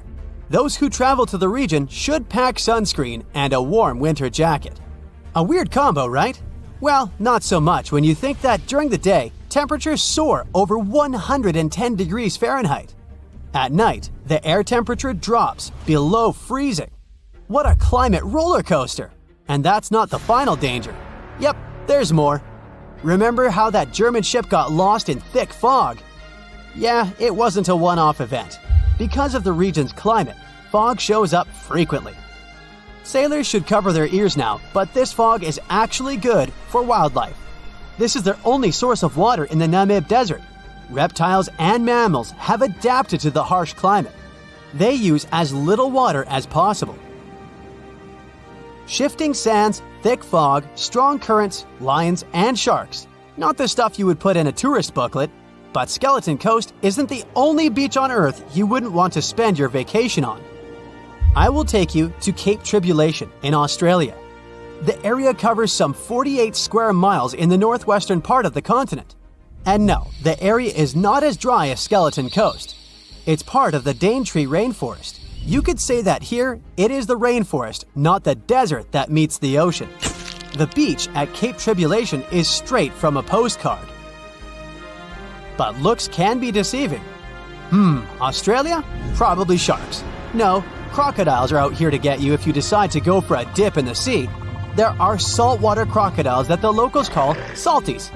Well, that's a cute nickname for such a dangerous reptile. And it's not just them. The wildlife seems to have a beef with visitors. From October to June, the waters around Cape Tribulation are full of box jellyfish. Their venom affects the human cardiovascular system. When touched by a jellyfish out at sea, swimmers won't have enough time to reach land for help. Vinegar helps neutralize the sting, so you might want to keep a spare bottle in your luggage. Crocodiles and jellyfish sound dangerous, but there's one more animal you should look after. It's the wild boar. It might sound funny, but you won't laugh when you're being chased by one of these across the beach. 21 million wild boars live in Australia. They're mostly active at night, making it even more dangerous if they charge at you.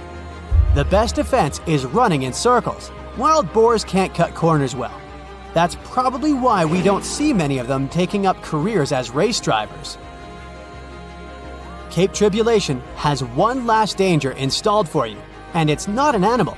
Out here, even the trees are plotting against visitors. The stinging tree got its name for a reason. If you try to pick one of its beautiful red berries, it'll fight back. Its prickles are like tiny glass shards. The less than pleasant effect on your skin will last for a month. Then there is this wait a while bush. Who keeps naming them like this? This long vine has spikes that grab hold and just don't let go. They are so strong they can pull a human off a horse. You'll have to wait for someone to come by and save you from this thorny grabber. If you are about to cross this Australian beach from the vacation list, hold on for a second. Tourism is booming here. The local authorities have restricted access to all of the danger zones. Visitors go swimming in dreamy water holes that are surrounded by lush vegetation. There are even ropes to swing from. Now, that's a beach you can finally relax on. Jupiter, the fastest spinning planet in our solar system, with a day lasting only 10 hours. The biggest planet in our solar system, a gas giant more than 300 times as massive as Earth. It has rings of dust in colorful bands stretching across its surface, which are actually gases. And then there's the Great Red Spot, iconic raging storm, huge hurricane, 2 to 3 times as wide as the whole Earth. It's also insanely deep and goes around 300 miles into Jupiter's atmosphere. That's 40 times as deep as the Mariana Trench, the deepest oceanic spot on Earth. Way more extensive than scientists expected. Researchers have speculated about the Great Red Spot for hundreds of years already. This storm is circling Jupiter in its southern hemisphere. At the center of this giant spinning storm, the winds are relatively calm. On the edges, wind speeds go up to 425 miles per hour. That's twice as faster than the strongest hurricanes on our planet, 175 miles per hour. When there's a hurricane on Earth, it goes wild at first, but eventually starts to slow down. It finally breaks apart when it reaches solid land. Jupiter has a sky that's 44 miles deep. There are layers of clouds, and beneath them, scientists believe, lies an ocean of liquid hydrogen.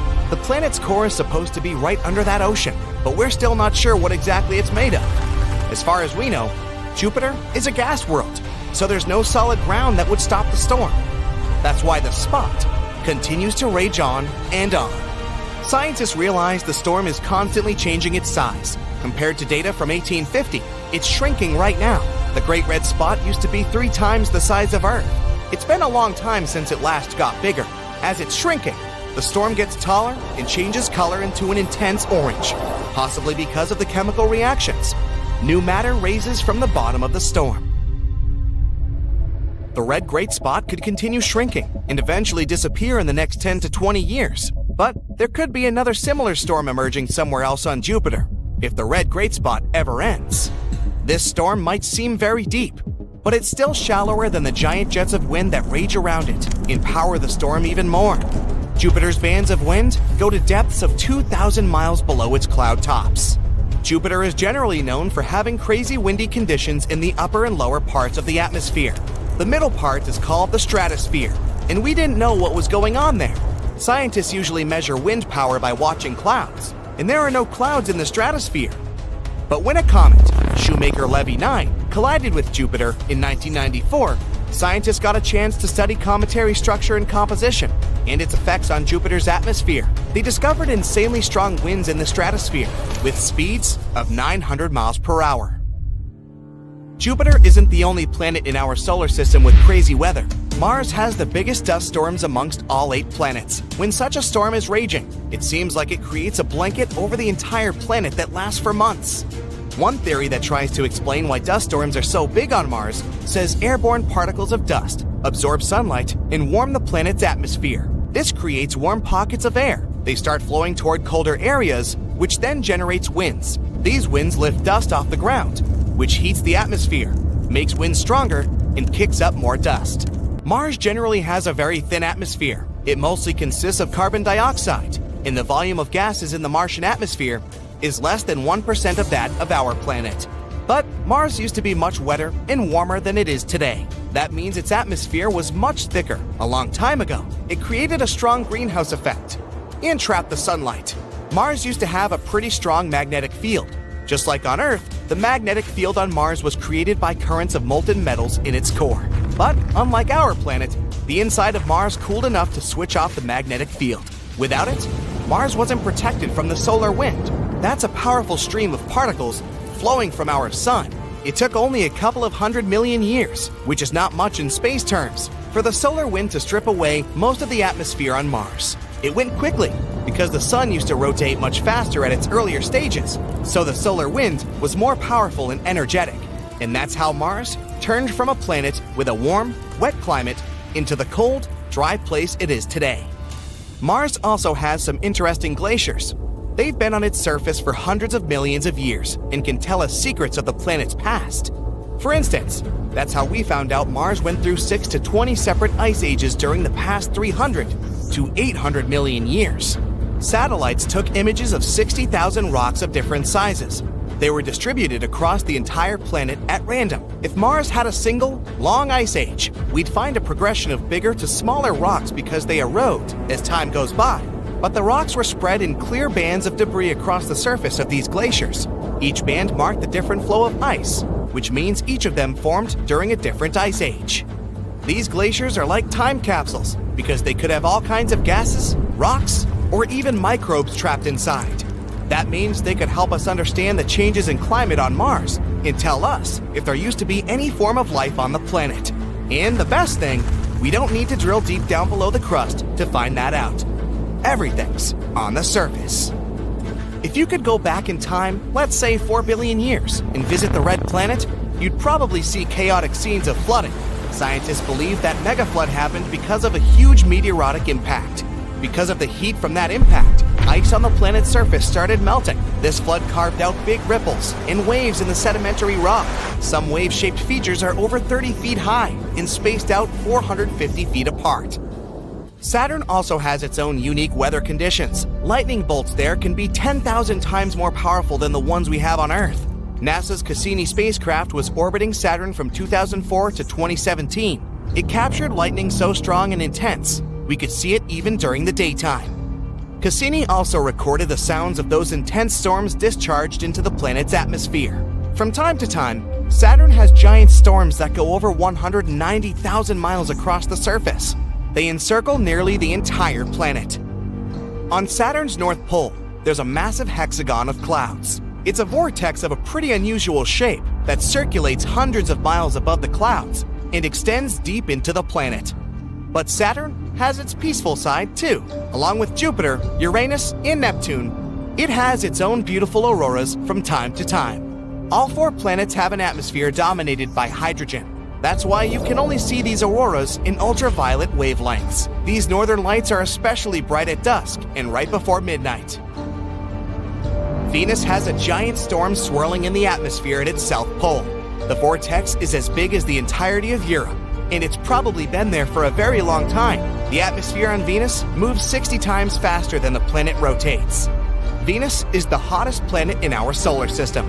Even the rain there offers no relief, since it's sulfuric acid falling from clouds and evaporating before it even gets to the ground. The sun also has its own angry outbursts in the shape of powerful solar storms. These storms bring strong radiation and dust particles that can cause serious damage to satellites that track the sun's activity to let us know if something goes wrong.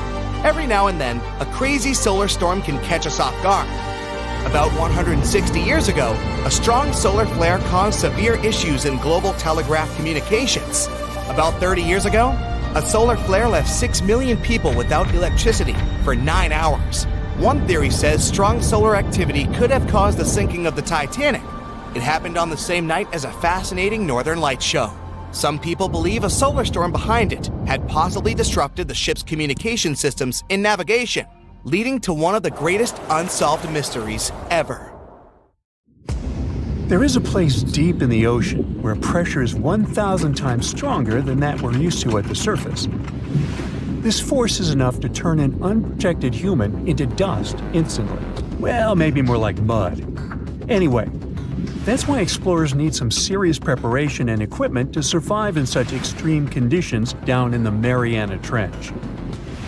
It is as wide as 20 national malls in Washington, D.C., and about 1/5 as long as the diameter of Earth. People who went all the way down describe it as a chilly, quiet, and very peaceful place. They saw a bright blanket of red and yellow rocky outcrops, and there was a whole variety of unique, small, translucent animals. The popular myth is that more people have gone to the moon than to this deepest place on Earth is not true, though. In total, 24 humans flew to the moon, and at least 27 brave souls dove down to the Mariana Trench. Most of them were explorers and not proper scientists. They just go there for the thrills and also to collect video evidence of different wildlife, geological formations, and human-made objects. Humans started traveling around space and into the ocean depths at around the same time. The first moon landing was in 1969. And the first person to go down the Challenger Deep, the deepest part of the Mariana Trench, did so in 1960. This unusual location got its name after the British ship HMS Challenger, which first located this massive drop in the ocean floor at the end of the 19th century. It would take 8 more decades before the first human went down to it. Explorers didn't manage to do it in a conventional submarine. They used a type of submersible called a bathyscaphe. The Swiss oceanographer Auguste Piccard designed his own in 1953. 7 years later, the submersible managed to do the impossible. It had reached a depth of nearly 36,000 feet. But what explorers saw was merely a fraction of the trench's full size. The fact that it is so huge of the Mariana Trench is just one of the reasons why it's mostly unexplored today. The absence of light is another major issue.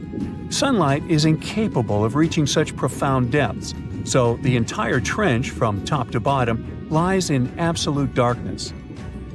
Because of such conditions, the ecosystem is a lot different than the shallower regions of the Pacific. This puts immense pressure on marine wildlife. Yeah, the pun is intended. Another reason why it's so challenging to survive there is the temperature.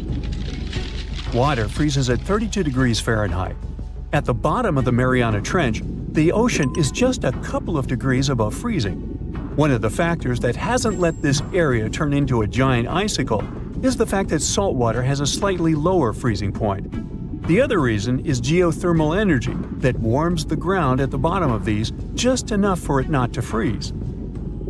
That's why submersibles need to have proper insulation to navigate these icy conditions. When they reach the bottom, researchers find out that this desolate and harsh climate is home to several animal species. They encountered arrow-toothed eels, snailfish, and spoonworms at various depths. There were even strange-looking translucent sea cucumbers and shrimp-like amphipods. The biggest surprise was microbial mats thriving on methane and hydrogen from the mud.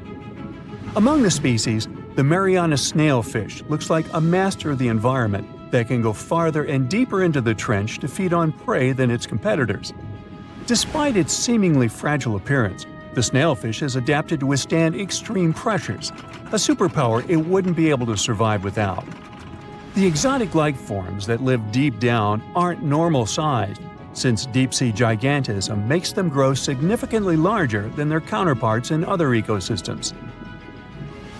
One example is the giant tube worm, which can be 6 feet long. Science has a hard time explaining the exact cause of this form of gigantism. Thermal vents are just one of the possible explanations. All of these factors might help explain the huge time gap in researching the Mariana Trench. The first successful dive after the 1960 expedition came only in 2012. That's when the famous Canadian film director James Cameron went down in the Deep-Sea Challenger. Because few scientists have gone that deep before or after Cameron, there is no map of the deepest point on our planet. We know very little about the oceans that cover 2/3 of the Earth's surface. Researchers have mapped out only 5% of them so far. Science still has a lot to discover in the Mariana Trench and other unexplored places on our planet. The Amazon rainforest stands as the best example of the world's most unexplored regions. The list of reasons why this part of South America is unknown starts with its wildlife. Jaguars, anacondas, piranhas, black caimans, and Brazilian wandering spiders are just some of the creatures that pose a risk for researchers. Relentless year-round rainfall induces heavy flooding. Add to all this some treacherous river currents, and you can see why scientists have mapped such a small percentage of the Amazon to date. In just one region of Brazil, near Peru, there are at least 14 tribes that have never had contact with the outside world. The national authorities intend to keep it that way. Isolation of these indigenous people is the best way to protect their future. The same goes for a remote island in the Indian Ocean. After the tragic tsunami of 2004, helicopters flew over North Sentinel Island to make sure its inhabitants were alive and well. Meanwhile, the Sentinelese weren't thrilled. They took out bows and arrows to drive away the unwanted visitors. This tribe is one of the last uncontacted tribes on Earth. Although anthropologists and filmmakers visited the island in the late 1960s, we still don't know much about its indigenous population. It sits a long way off any shipping lanes in the Bay of Bengal. North Sentinel has no natural harbor, and it's surrounded by a shallow reef. This makes access to the island possible only by boat. The Indian officials who lay claim to the island have prohibited outsiders from visiting the island for safety reasons. The estimates on how many people inhabit the island vary significantly, from as few as 15 to as many as 500. The island is not tiny. It's about 5 times as big as London's Heathrow Airport. Apart from occasional contact during the past 2 centuries, the Sentinelese must have been isolated for a long time. They are related to other indigenous groups in the Andaman Islands, but their neighbors cannot understand a word of their language. The continent of Antarctica has no permanent human settlements at all. The only people who periodically live there are international scientists. This vast expanse of ice and snow roughly the size of the United States and Mexico combined, still has many regions where humans haven't set foot. Satellite imagery and photos that NASA's aircraft made from the air have mapped out the entire continent, so we know where to go, but it's not that easy. The reason for this are all the adjectives that go with Antarctica. It is the coldest, windiest, driest, and brightest of the 7 continents. This makes it virtually unlivable. More than 99% of its surface is covered with a permanent sheet of ice. Its thickness ranges from 1 mile to as many as 3 miles in some places. That's half the height of Mount Everest. Now, the Himalayan range contains the world's tallest unclimbed mountain. It is also the tallest mountain in Bhutan. In the local language, the mountain's name translates as White Peak of the 3 spiritual brothers. Out of respect for the spiritual beliefs of the local population, national authorities restricted and then completely banned mountaineering at the beginning of the 21st century. To this day, there is no evidence that any climber has ever managed to successfully reach the summit of this mysterious mountain.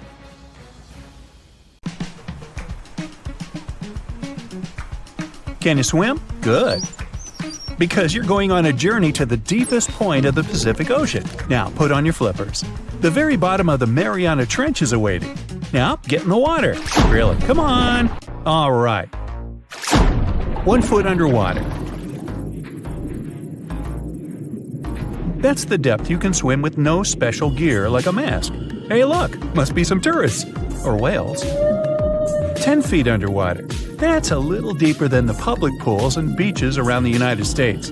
You can see colorful fish and even phytoplankton that feed on the sun's rays. 26 feet down. This is the depth at which the foundations of the floating city of Venice in Italy stand. Builders laid columns at that depth on which they later built houses and streets. 30 feet underwater. You start to feel a lot of pressure. When you're on the surface, you're under atmospheric pressure, 15 pounds per square inch. But here, at 30 feet, that pressure is doubled. All the air pockets in your body, like your lungs or ears, begin to compress from this pressure, giving you discomfort. But no worries, your organs are soft and elastic, so you can keep diving. 40 feet underwater. Oops, you're running out of air. An average person can hold their breath for 30 to 90 seconds. The current record is an incredible 24 minutes and 37 seconds. Gasp. Okay, you'll need some diving equipment to continue your descent. There you go. Thank you very much. Tourists dive to this depth to look at reefs and corals. You don't need special skills for that, but you can't dive any deeper without training or a license. 45 feet down. Be careful. There's sharks swimming here looking for food, like you. Sometimes tourists descend to this depth in a safe cage to see the sharks up close. You're better off staying away from these predators and not attracting their attention. So make sure you're not wearing any bright and shiny jewelry. Sharks love that kind of thing. 62 feet underwater. You could see the Aquarius Reef Base Lab in Florida at this depth, if you were in Florida.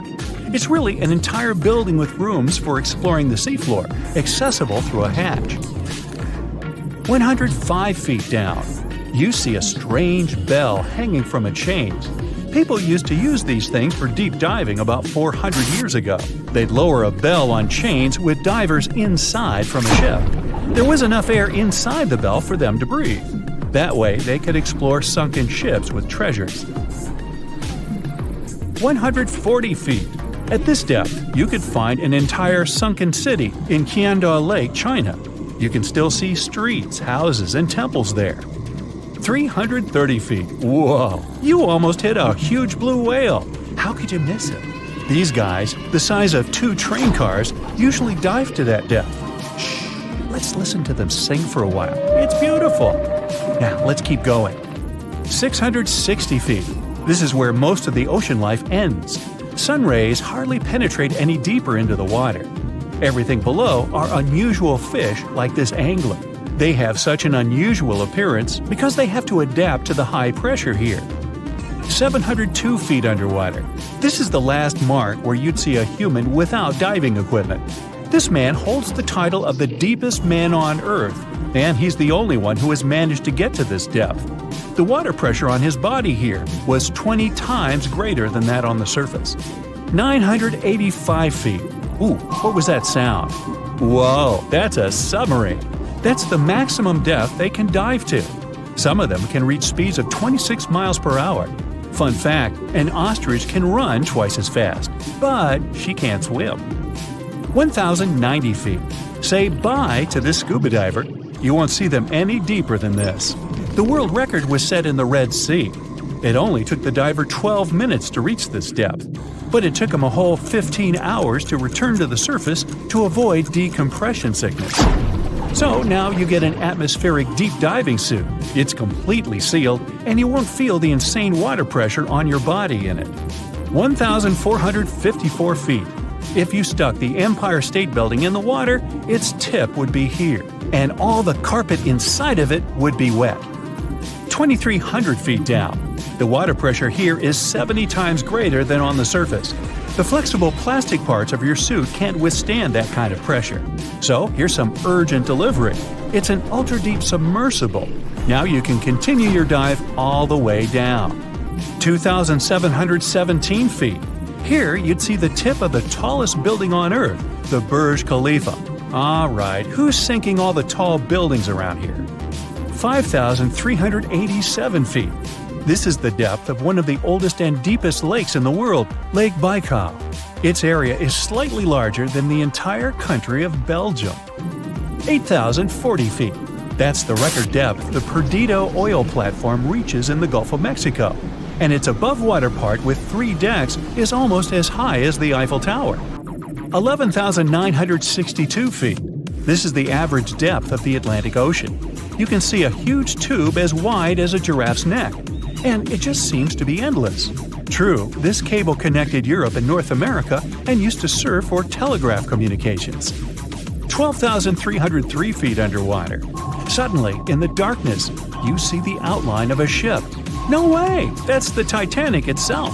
The intense water pressure would crush a person at this depth, so you can only dive down to the Titanic in a submarine. 13,123 feet. Whoa! Here would be the end of the deepest mine in the world, Imperial Gold Mine in Africa. But you still have deeper places to go. Let's speed up. 20,000 feet. Here you can see the deepest debris of an old ship. The USS Johnson sank more than 70 years ago. You can still clearly see the number 557 on its bow. 26,200 feet. Here, in this total darkness, you'll find the deepest fish in the world, the Mariana snailfish. They're as long as a domestic kitten and have almost transparent skin. Their eyes are poorly developed for vision because the sunlight never reaches this deep. 29,030 feet. If you take Mount Everest, flip it over, and stick it into the Marianas Trench, this is exactly where you'd see its tip. Even though this is the highest point on our planet, you'd still have a lot deeper to go. 35,755 feet down. Here, in the Challenger Deep, you'd still see life. You'd need a microscope for that, though. Bacteria living here feed on organic molecules, similar to oil. A little deeper? Congrats! You've touched the bottom. It's 36,070 feet deep. The pressure here is 1,071 times higher than on the surface. But you're not the first person to have been here. One of the last expeditions to the bottom of the Mariana Trench was in 2012. An American filmmaker descended here in a submarine he designed himself. But the pressure broke some of the engines, so it was hard for him to maneuver here. The sonar was also damaged, and some of the batteries drained. He was in the Challenger Deep for about 3 hours and took many pictures and videos. If you look closely at the bottom itself, you can see bubbles. It's carbon dioxide and liquid sulfur. It's freezing here because of the extreme pressure and temperature close to freezing. But there's still life here in these harsh conditions. The 3 microorganisms are most common here: xenophytophores, amphipods, and small sea cucumbers. There's so few of them because they don't have enough food down here. Usually, there's a lot of palm leaves on the ocean floor, which get there from the land. But the Mariana Trench is 124 miles from the nearest islands. So the only food here is old plankton and fish scales from the ocean's upper layers. but it needs to travel tens of thousands of feet to become food for the bottom dwellers. But can you go even lower into the crust of the Earth? Well then, you'll need to unleash your giant drill and fire up the jet engines. You're pushing another 36 miles through the Earth's crust, and here is its edge. You've entered the upper mantle. It's an ocean of hot lava, 1,800 miles deep. You have to literally swim through this, reaching the outer core, another 1,400 miles deep. Then you reach the inner core, another 755 miles, and congrats! You're at the very center of the Earth. I hate to ask, but how do we get out of here? Now, the Mariana Trench is the deepest and probably the most enigmatic place on Earth, whatever that means. Bizarre creatures, such as deep-sea anglerfish, frilled and goblin sharks, barrel-eyed fish, hatchet fish, live in a crescent-shaped trench in the western Pacific.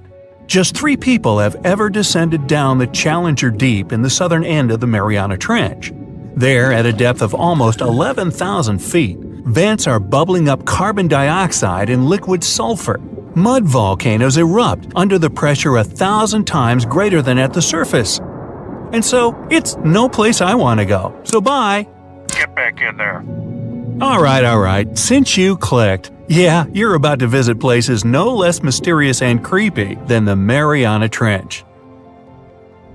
Your first stop is Mexico, the Yucatan Peninsula to be precise. See those bottomless sinkholes filled with crystal clear water? It's fresh water that overlies salt water seeping from the sea. The sinkholes are called cenotes. The Mayans believe these natural wells were the gateways to the underworld. Thousands of cenotes, created by collapsed limestone bedrock, form one of the world's longest underwater cave systems. You can easily get lost in this tangled, mysterious network. Now it's time to visit the Caribbean. There, you'll get to a depth of almost 8,000 feet to see the Van Dam vent field. The hydrothermal vents fire out streams of muddy, scalding water with a temperature reaching 400 degrees Fahrenheit. That's almost enough to bake a pizza. These mounds are made of talc, a substance you can find in baby powder. The Van Dam vent field is an oasis for odd species. One of those is kind of a creepy shrimp without eyes. Instead, they're equipped with patches of light-sensitive cells on their backs. Now, you don't have to travel far away. The next enigma on your list is also in the Caribbean. Just off the coast of Belize, there is a giant sinkhole. It's also blue. Yep, that's the Great Blue Hole. The thing is about 1,000 feet across and more than 400 feet deep. Once, a long time ago, this hole was a cave until rising waters filled it, making it collapse in on itself. The deeper you descend into the Great Hole's crystalline waters, the darker it becomes.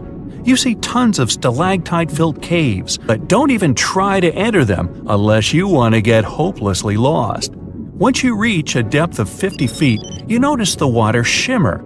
That's the invisible line dividing the sinkhole's salty top from the freshwater abyss. Time to get out of there. Who knows what you might come across in the murky depths? Your next destination is off the Pacific Northwest coast. Almost 500 streams of methane bubbles were discovered there several years ago. Because of the bubbles, the vents got the name champagne seeps, which sounds better than the fart spas. Scientists are still puzzling over this phenomenon. Where does the methane come from? Underwater cows? Why is its temperature warmer than that of the surrounding ocean? And most importantly, what would happen if you managed to light a match somewhere near a large bubble? Methane is a highly flammable gas, and setting a methane bubble on fire, well, you get the picture. And now you're off to Iceland. The plan is to dive into Silfra, a fissure filled with pure glacier water. This 206-foot deep crack is the only underwater place on the planet where you can touch 2 continents at once. The deeper you go, the darker it becomes. The rocky landscape looks otherworldly. Divers who dare to visit this incredible place risk having their gear frozen, getting hypothermia, or not surviving whatsoever. After all, the water temperature in Silfra Fissure is about 35 degrees Fahrenheit year-round. Your next destination is Scotland. Okay, cue the bagpipes. If you dive in the Gulf of Corryvreckan, a narrow strait between two islands, you'll see massive underwater rocks and deep holes. They create the third largest permanent whirlpool on the planet, the Corryvreckan Maelstrom. The water moves through the strait at breakneck speed. It hits the underwater rocks, and the place looks like a pot with boiling water. The waves created in the process sometimes reach a height of 15 feet, and you can still hear the roaring whirlpool from 10 miles away. It's believed the Corryvreckan Maelstrom has swallowed dozens of sailors over the centuries. They were caught unaware by the ferocity of this natural phenomenon and pulled underwater in the blink of an eye. Okay, enough bagpipes. Your adventures are getting more and more extreme. You're heading for Antarctica. There, in the Southern Ocean, you'll find the Ross Sea Ice Shelf. Say that 5 times real fast. Later, not now. It's roughly the size of Spain, with the ocean underneath containing as much water as the North Sea. Once, scientists drilled all the way down through this enormous chunk of ice. Imagine their astonishment when they found life in those extreme conditions. The researchers came across dozens of mysterious species not known before. The most unnerving were upside-down swimming fish and overturned sea anemones hanging in the frigid waters. Hopefully, bizarre places with a notorious reputation don't frighten you. Well, too bad, because you're about to visit the Bermuda Triangle. It's an area between Bermuda, Florida, and Puerto Rico where planes and ships seem to vanish in thin air. For the first time, this place attracted a lot of attention in 1945. That's when 5 U.S. Navy planes disappeared during training. Before radio contact was lost, the flight leader said, "We're entering white water. Nothing seems right." After that, the planes with 14 men flying them disappeared. Even scarier, a rescue plane with 13 people on board never came back as well. Some people believe the mythical city of Atlantis lies at the bottom of the triangle. They claim its inhabitants use extraterrestrial technologies to sink ships and crash airplanes. Others blame rare and unexplored natural phenomena, for example, magnetic anomalies, or massive pockets of flammable methane gas. There we go again. Then, if a bolt of lightning ignited a giant methane bubble near a ship or a plane, this could probably make it sink without a trace, except the smell. But methane is found everywhere all over the world, and it never behaves this way. Some experts aren't sure there's a mystery to explain whatsoever. Lots of busy routes pass through this area. No wonder more ships and planes sink there than anywhere else. Now, prepare some warm clothes. You're heading for the north again. Your destination is Cape Desolation in Greenland. Nice place. In 2012, Canadian researchers were sampling the water in that area, and their equipment came back to the surface with pieces of coral attached to it. That's how a cold water coral reef was stumbled across. These unique pinkish corals can easily go without sunlight and live in strong currents 3,000 feet below the surface. Another unique spot you can't miss lies between Greenland and Siberia. The Gakkel Ridge is the deepest and most remote portion of the global mid-ocean ridge system. In some places, it reaches the depth of more than 3 miles. It's only natural the darkest corners of this underwater world remain unexplored. Fascinating chemical reactions happening at the bottom of the ridge produce hot fluids rich in minerals. They spew, like freshmen at a rush party, from seafloor vents. And since these vents are isolated from the rest of the ocean, they're hot spots for bizarre creatures found nowhere else in the world. Your next stop is just off the coast of Cuba. Circular columns, paved floors, symmetrical stone structures. That's what the Cuban underwater city looks like. What happened there? Why was a large city abandoned at a depth of more than 2,000 feet? Lots of people believe those are the ruins of a long-forgotten civilization. But scientists have their doubts. They claim the lost city is nothing but a natural phenomenon that appeared about 5 million years ago. The disc and donut structures often appear around the areas of the seafloor where natural gases break free. Again with the gases. When you come to visit the Sargasso Sea in the middle of the North Atlantic Ocean, you won't find its shores. Instead, it's surrounded by powerful ocean currents. These are the same currents that turn the sea into a gigantic convention for dense brown seaweed. In the 19th century, a French ship was discovered in the Sargasso Sea.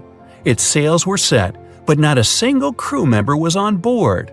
This mysterious disappearance made people believe the seaweed was carnivorous. The Sargasso Sea is indeed a weird place. It's always eerily calm and unnaturally warm, even though it's surrounded by the churning, freezing waters of the Atlantic Ocean. Could one of these bizarre places become a home to the largest marine predator ever, the megalodon? The giant shark's teeth, some larger than an adult man's hand, have been found pretty much all over the world. But since these creatures preferred warm, shallow waters, they lived along the coastlines of all continents except Antarctica. In other words, it'd be a waste of time to search for the giant predator in the depths of the Mariana Trench, in Greenland, or in Mexican cenotes. But then, could it choose the waters of the Caribbean to hide from the hustle and bustle of the modern world? Don't get your hopes up. There's been no proof the megalodon does exist these days. It wasn't a shy, elusive animal, and still, no one has seen this shark lurking around recently. Not even near the fart spas. The year was 1865. It was a boom of migration worldwide, with novel places discovered and new settlements created.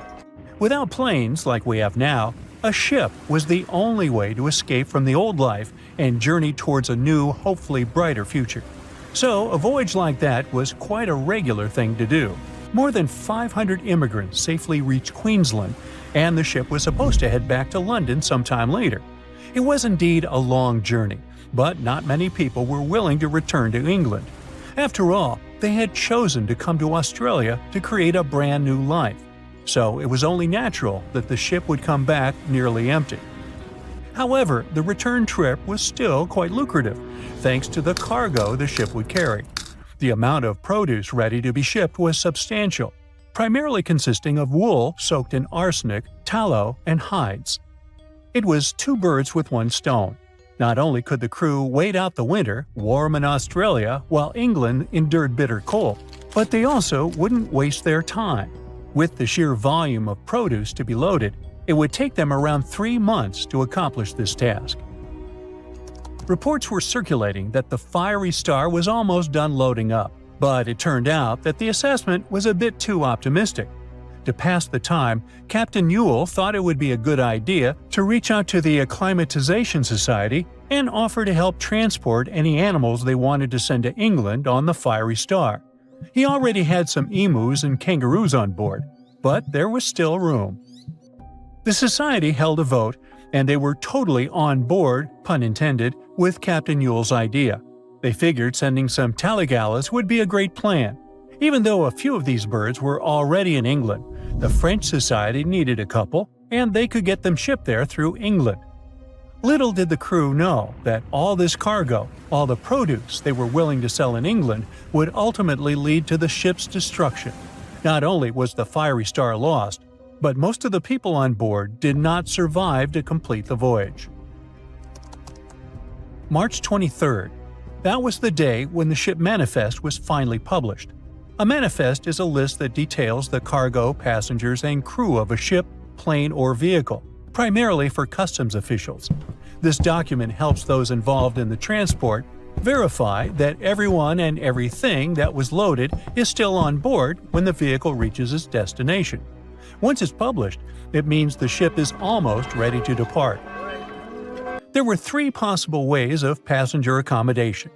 First, there was the saloon, the antiquated name for first class. Next, there was the second cabin, which is, logically, second class. Finally, there was the steerage, the cheapest form of passenger accommodation on a ship. Back in the 19th and early 20th centuries, many people traveled from their homelands, often to North America and Australia, looking for a fresh start. Most of them were poor and had limited funds for travel.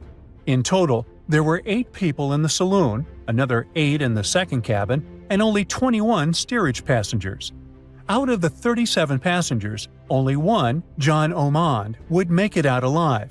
He bought a ticket for the steerage, so unlike the Titanic situation, in this case, the class didn't really matter. The crew members list wasn't as detailed as the passengers. It was known that, in total, there were around 55 people in the crew, from able-bodied seamen to crew members simply called boys. But there's something telling me that the crew wasn't really that important for the captain. In reality, all that mattered to him was to make as much money as possible, shipping tons of dangerous, flammable cargo. Out of over 50 crew members, only 17 survived that voyage. But there was actually one more crew member who actually survived it all, just because they weren't let in. Sarah Johnson disguised herself as a man and planned to sneak onto the ship. However, something about her looks made the captain get suspicious, so he called the police and made Sarah leave the ship as he didn't want any immoral behavior to take place. Well, he saved her life. For him, it was the last voyage. The captain, W. Hunter Ewell, was quite a celebrity apparently. He already had a record of the safe landing of immigrants in the previous year, so there seemingly was no reason to worry. The trip promised to be safe. Clipper Fiery Star left Moreton Bay bound for London. The passengers took their places. The cargo had already been loaded. The full list is astonishing. In addition to all the wool, tallow, cotton, hides, and horns, there were also 6 cases of arrowroot and various other packages. And we can't forget the animals the captain took aboard too. The Fiery Star was far away, yet still observable to the east as it headed toward the Pacific Ocean. This was the last information available until May 26, when news of its destruction emerged from Brisbane. Chief Officer William Sargent's log reveals that the Fiery Star took 12 days to reach the southern tip of New Zealand, passing on April 11, 1865. The trip was going well until heavy seas ruined 2 longboats on April 17. On this day, a strong odor of smoke alerted the captain. When he checked, he found the lower hold completely filled with smoke from a fire fueled by the ship's flammable cargo. The hatches were quickly closed to try to contain the flames, but by the next day, the heat and toxic smoke had forced passengers out of their cabins. George Maber was one of the lucky survivors. He was the ship's engineer, and he recalled the chaotic events on April 20th, as Captain Ewell and most of the crew and passengers tried to evacuate in rough weather. At around 6 p.m., the ship took on water, and without much warning, Captain Ewell, 4 crew members, and a few female passengers hopped into a lifeboat and headed out. The next boat, managed by the second mate, Mr. Adio, was a gig, followed by a crowded jolly boat. Lastly, there was a waste boat, which was barely seaworthy, with 2 men constantly bailing water to keep it afloat. The plan was for the boats to stay close to the Fiery Star overnight and head for the Chatham Islands the next morning. But by dawn on April 21st, all 4 boats had vanished without a trace. On the burning ship, there were 17 crew members and passenger John Oman, who banded together under Chief Officer William Sargent's leadership. For 5 days and nights, George Maber pumped water on the fire without rest. He volunteered to go down the forehatch with a rope around him and a handkerchief over his mouth. He discovered that the foremast had been burned through for about 7 inches, and the port side was severely damaged, resembling an empty shell. Exhausted, he returned for fresh air, but later descended again with Quartermaster Marshall to access a water tank. They couldn't open the lid, and as George crawled over the hides, he felt himself sinking. When they reached the deck, they collapsed from exhaustion. The cargo had been destroyed by smoke and fire, and the heat on the deck was intolerable. The crew survived on limited rations and caged chickens, using every spare piece of wood, including pigsties, for the pumps. Distressed pigs ran wild in the heat. A raft was constructed, but was too weak for the open sea. Sleep was elusive, and the crew had lost everything, with only hopes of reaching land or meeting another ship. Finally, the Dauntless appeared and sent a lifeboat to the Fiery Star. Captain Moore boarded the Fiery Star on May 12, and after assessing the situation, he agreed that the crew could do no more.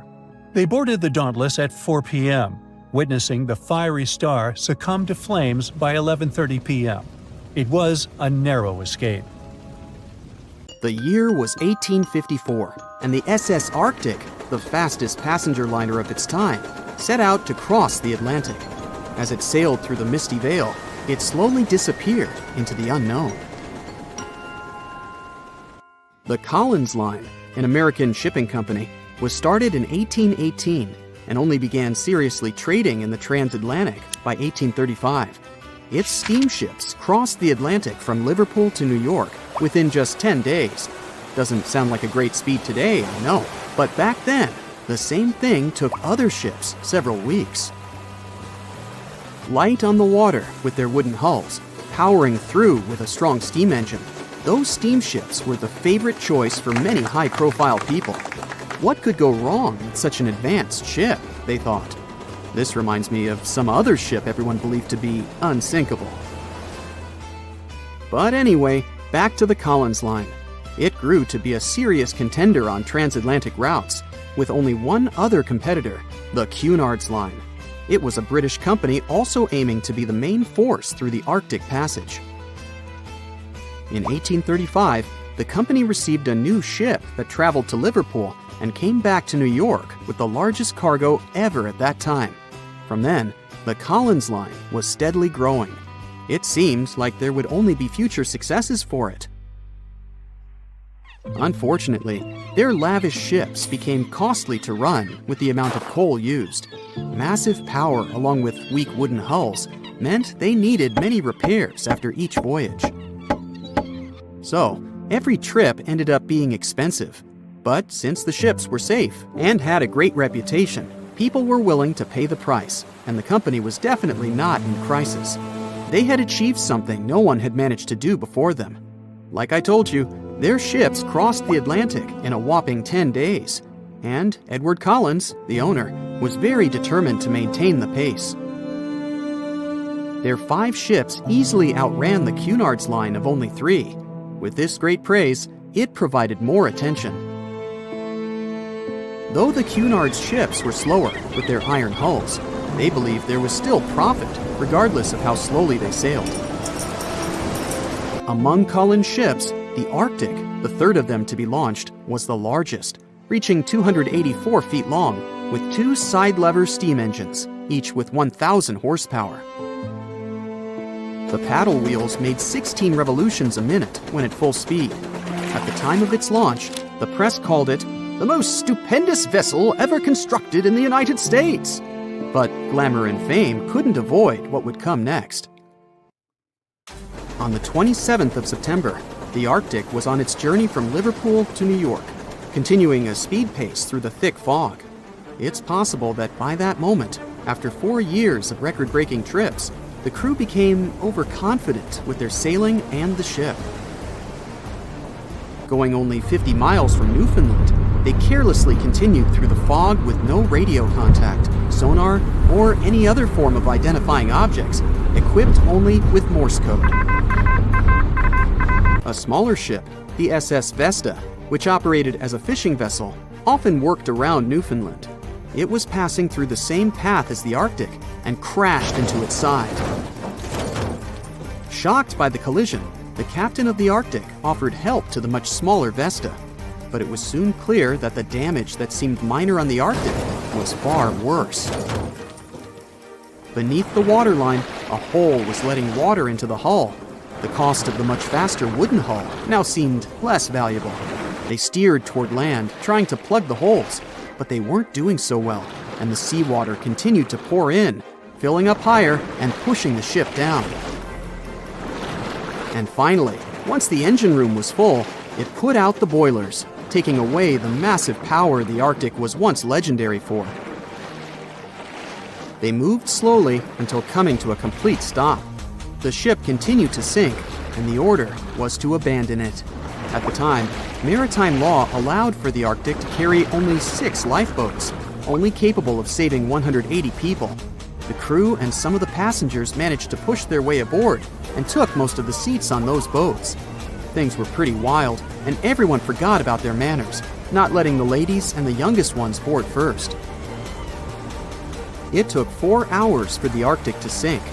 150 crew and 250 passengers were on board. Those that weren't able to find a lifeboat made a desperate attempt to build their own rafts from parts of the ship. 2 days later, only 3 boats made it safely to the shore. The other 3 were never found. Believe it or not, the rescue party also saved some people that had been clinging to the wreckage for 2 days. Unlike the crew, the captain went down with the Arctic, but amazingly survived. He would be only one of 85 people that made it out of the 400 on board. When the news arrived 2 weeks later, the public responded with great sadness to the losses. Great anger soon followed towards the poor safety measures and the crew. The press published demands to change the laws for more lifeboats. It only made sense to have enough for every person on board a ship. But they ignored those requests. This neglect would lead to more disasters in the future. Enough lifeboats would only come into maritime law some 60 years later, after the disaster of the Titanic. Edward Cullen's wife and 2 children were also aboard the ship and didn't return. He was heartbroken, but didn't stop running his business. The Collins Line still had a reputation to uphold, the biggest, fastest, and most luxurious on the Atlantic. Edward Collins would now build an even better ship than any other. It was named the Adriatic, and it was the largest ship in the world, 354 feet long. With 2 alternating steam engines that had never been built of this size. These steam engines at the time were at the height of engineering, though today you can only see them in models and toys. With the new addition of 2 masts, the Adriatic would also be able to sail if needed. Luckily, they made some lessons from the disaster of the Arctic. But before their new ship, the Adriatic, was built, another disaster had occurred. The sister ship of the Arctic had also sunk. They believed this second ship was desperate to stay in front of the Cunard's line and hit an iceberg somewhere during the race. This weird contest took the lives of 141 people. The desperation of Collins and his weakly built hulls pushed the company towards bankruptcy in 1858.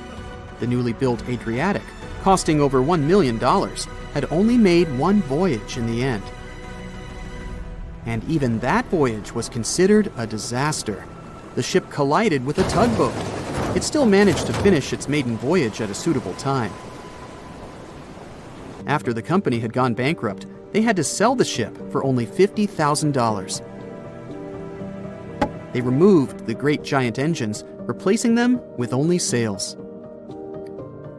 Although it was once the greatest ship on the high seas, it was only 30 years later until it was abandoned, labeled irreparable, and anchored in a river. The other remaining ships were also sold and only used for parts.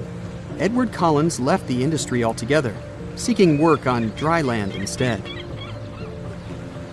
As the Collins Line was no longer in the mix, the Cunards would grow in strength. Without competition, they would win the Blue Ribbon for the next 30 years, and 180 years later, after producing hundreds of ships. They still have a constant presence on the seas as they provide transatlantic crossings, world voyages, and leisure cruises. To this day, the Cunard Line is the only one to run ships between Europe and America, and it's great proof that it's not always the fastest that's the best.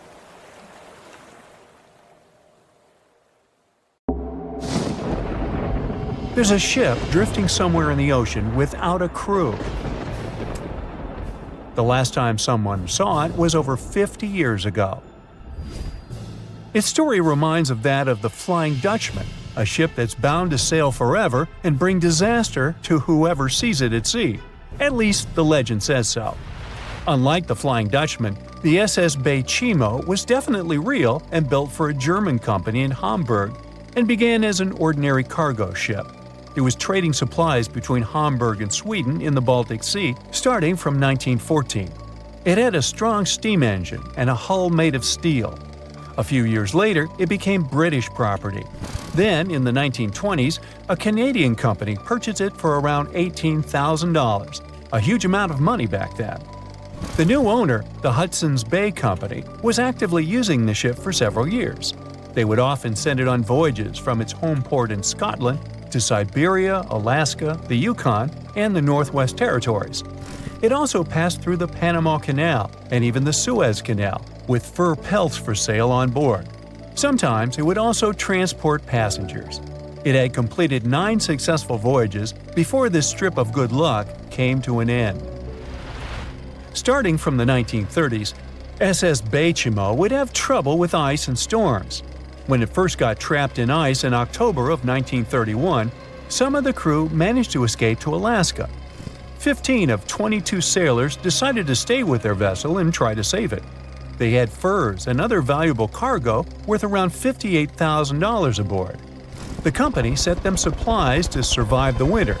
They set camp near the ship out of the hatches, tarpaulins, and other materials, and offloaded the cargo. At the end of November, a blizzard rushed through the area, and it seemed like it had taken the ship with it.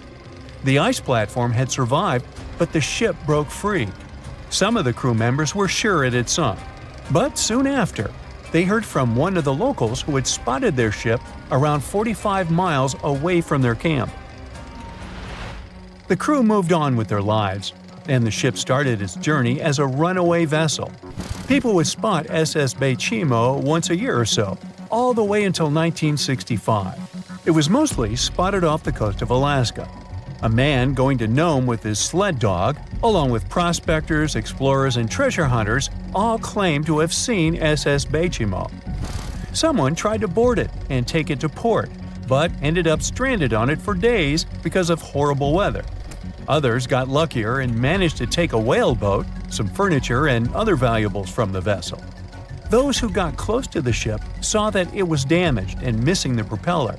Still, it stayed afloat without a crew for at least 38 years and became the longest sailing ghost ship in history. In 2006, the Alaskan authorities started a project to solve the mystery of this ghost ship of the Arctic and finally find SS Beichimo, either still above or below the water. So far, the project has not been a success.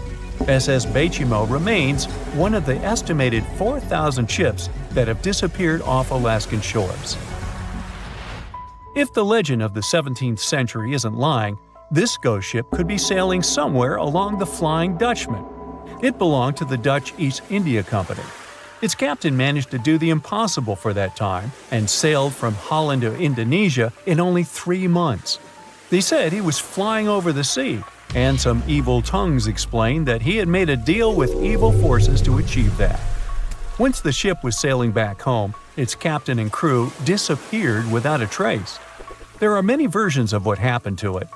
One of the first ones said it had tried to enter port at the Cape of Good Hope, got in a terrible storm, and sank as there was no captain to save it. Another legend says the captain had refused to obey the skies to let the ship sink during the storm. A scary life form then struck the boat and the crew, and it was condemned to forever wander without rest. Many sailors claim to have spotted the Wandering Dutchman. The Duke of York, who was to become King of England, mentioned having seen it in Australian waters. Right after spotting the ship, the man who saw it first fell from the top of the mast and didn't survive. There were more encounters with this legendary ship up to the middle of the 20th century. Ships would nearly collide with it as the Flying Dutchman jumped out of the blue. Scientists have a more logical explanation for this mystery: Fata Morgana, not to be confused with Hakuna Matata. Now, when you're out at sea on a hot day and the air is all wavy, it feels like when you look at the road on a scorching summer day. That's because of something called atmospheric refraction. When light passes through different layers of air with different temperatures and densities, it bends and twists. Sometimes, under certain conditions, this bending of light can create really bizarre optical illusions over the ocean, like sightings of the Flying Dutchman. The Fata Morgana phenomenon can make distant objects appear distorted, stretched, or even lifted above the horizon. So you can see a ship far away, but because of the way the light is bending, it will look like it's floating above the water or even disappearing and reappearing. A Fata Morgana is most commonly seen in polar regions, especially over large sheets of ice that have a uniform low temperature. But you can see it anywhere, even in deserts and over lakes on hot days. The first stories about ghost ships go all the way back to ancient Greek and Roman mythology. One of the most famous ghost ships in history is the Mary Celeste. This brigantine was traveling from New York City to Genoa and was fully stocked with provisions, but missing a crew when it was discovered in the Atlantic Ocean in 1872. The crew's personal belongings were also there, completely undisturbed. The final entry in her log was made 10 days earlier. We still don't know what happened to its crew, and the ship has inspired many spooky stories and legends. The Lady Lovibond was another legendary schooner that is believed to have been wrecked off the coast of Kent in the middle of the 18th century. The story tells that the ship's captain, Simon Reed, had just got married and took his bride on board for a celebratory cruise, despite the superstition that it could bring bad luck.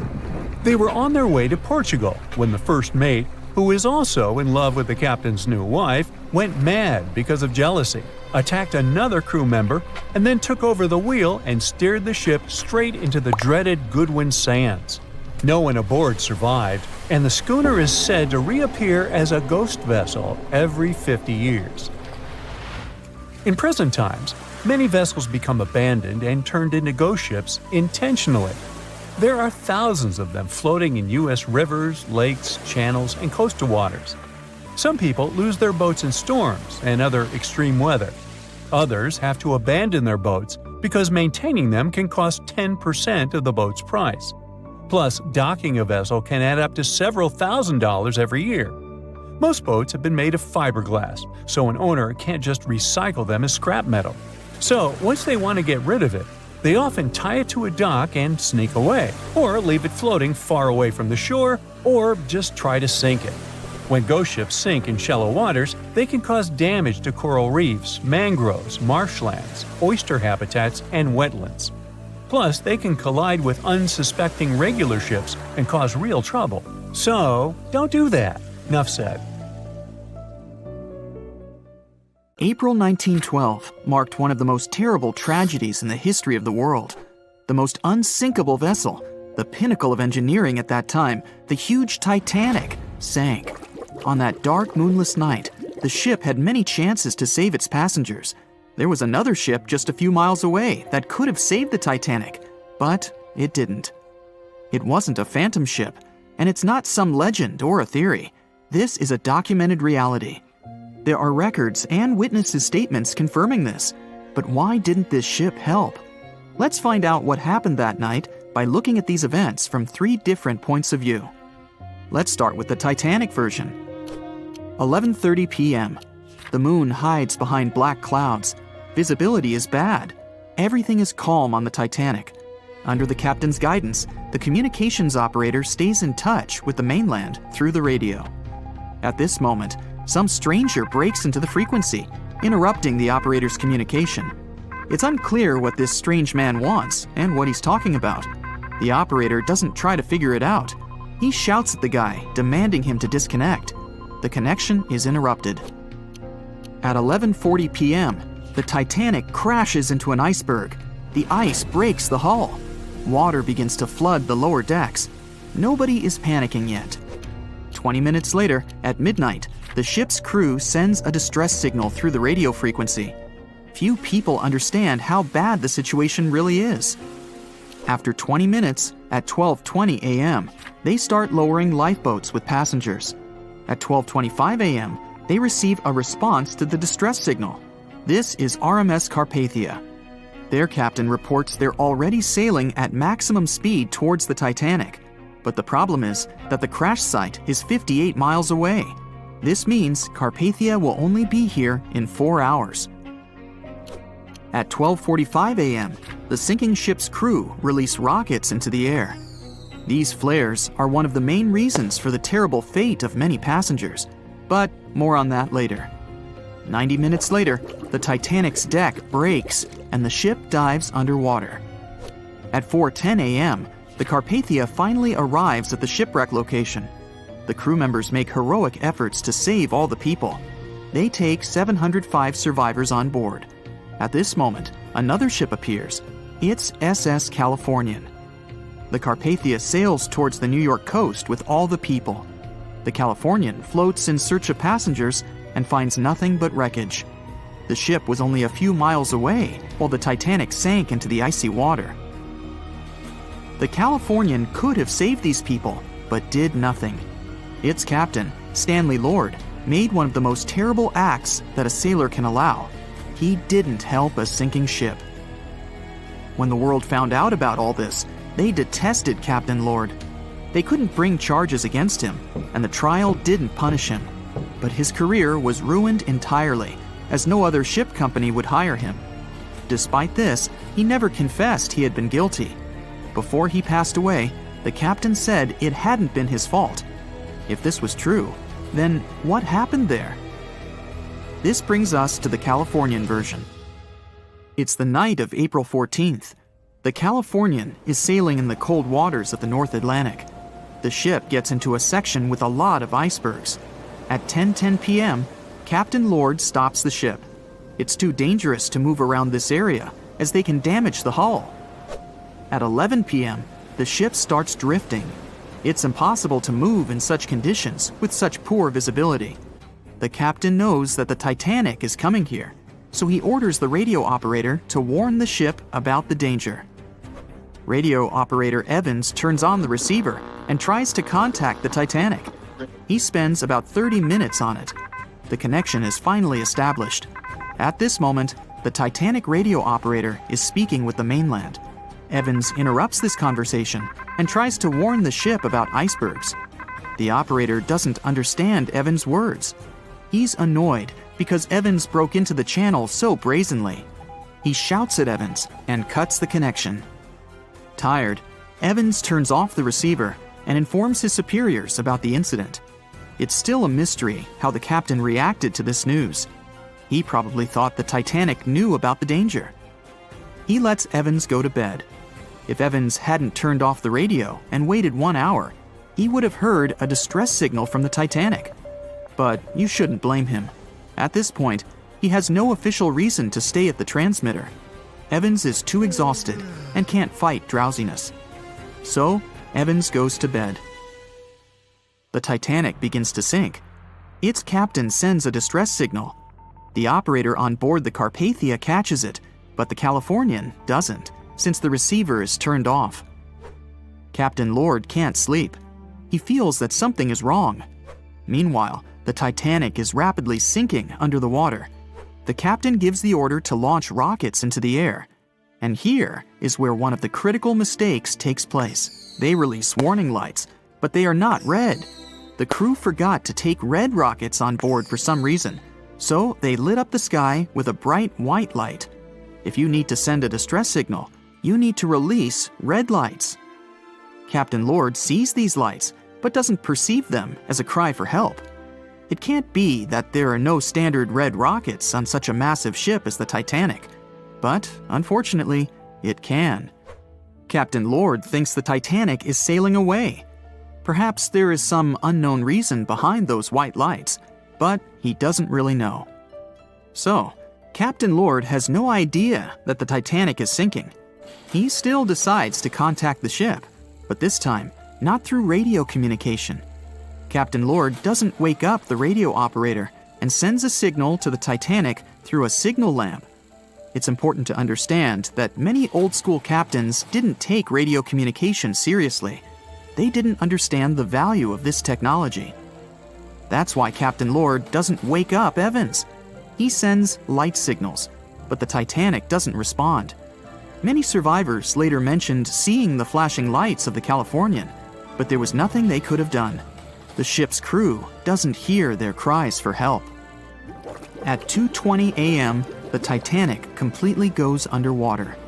A little more than 2 hours later, radio operator Evans wakes up and turns the transmitter on. He hears many rescuers talking about the sunken ship. Evans understands everything. He reports this to the captain. At that moment, the Californian immediately heads to the wreck site. They meet Carpathia there. With the survivors on board, it sails towards New York. The Californian stays sailing and looking for people. They find nothing but wreckage. The Californian returns to the mainland. The news about the ship that could have saved the Titanic is spreading all over the country. The trial begins.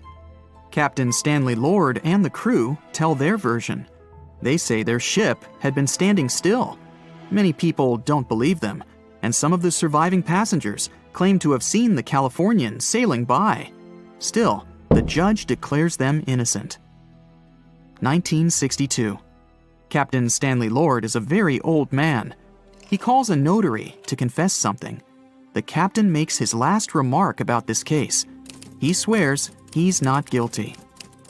But if it wasn't the Californian sailing past the Titanic at that moment, then what? The Samson theory could answer that question for us. The sealing ship Samson is sailing in the cold waters of the North Atlantic. The crew aren't sleeping. They carefully study the surroundings, but not because they're afraid of icebergs. They're scared of meeting with the U.S. Coast Guard. The Samson ship's crew catch seals, which is illegal. At 12:45 a.m., Samson's captain sees white signal rockets. The team is sure it's the Coast Guard. They turn off the lights and sail away. It's dark, so they don't notice the sinking Titanic. They return to the coast of Iceland and hear about the disaster. They realize they have abandoned the drowning passengers. The nephew of one of Samson's crew members reads about this story in his uncle's diary. The nephew asks for permission to publish these recordings.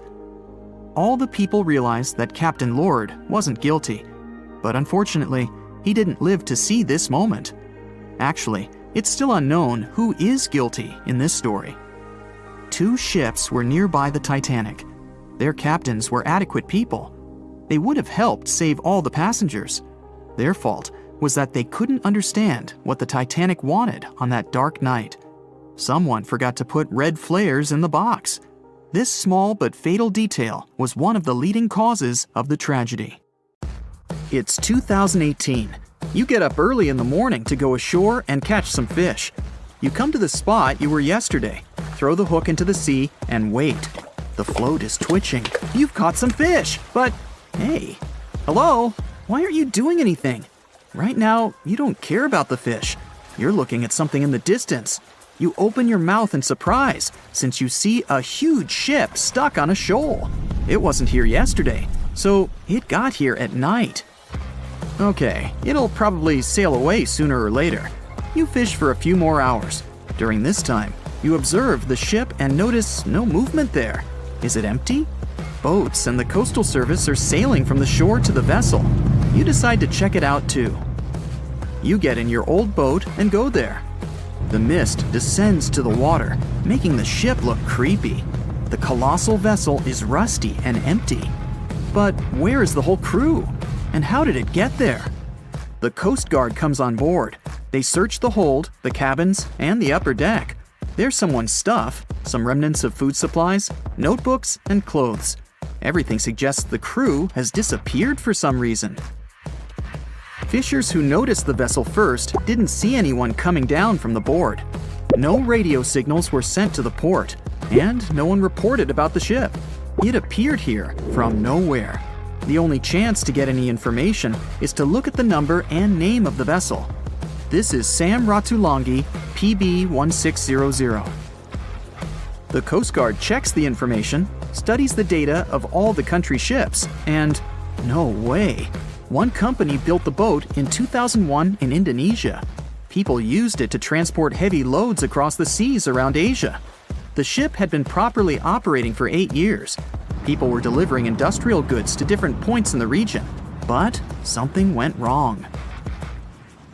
In 2009, Sam Ratulangi was sailing near the coast of Taiwan, and that's it. There were no further records about it. There were no reports in any port. Everyone thought it must have drowned, so no one had been looking for it for years.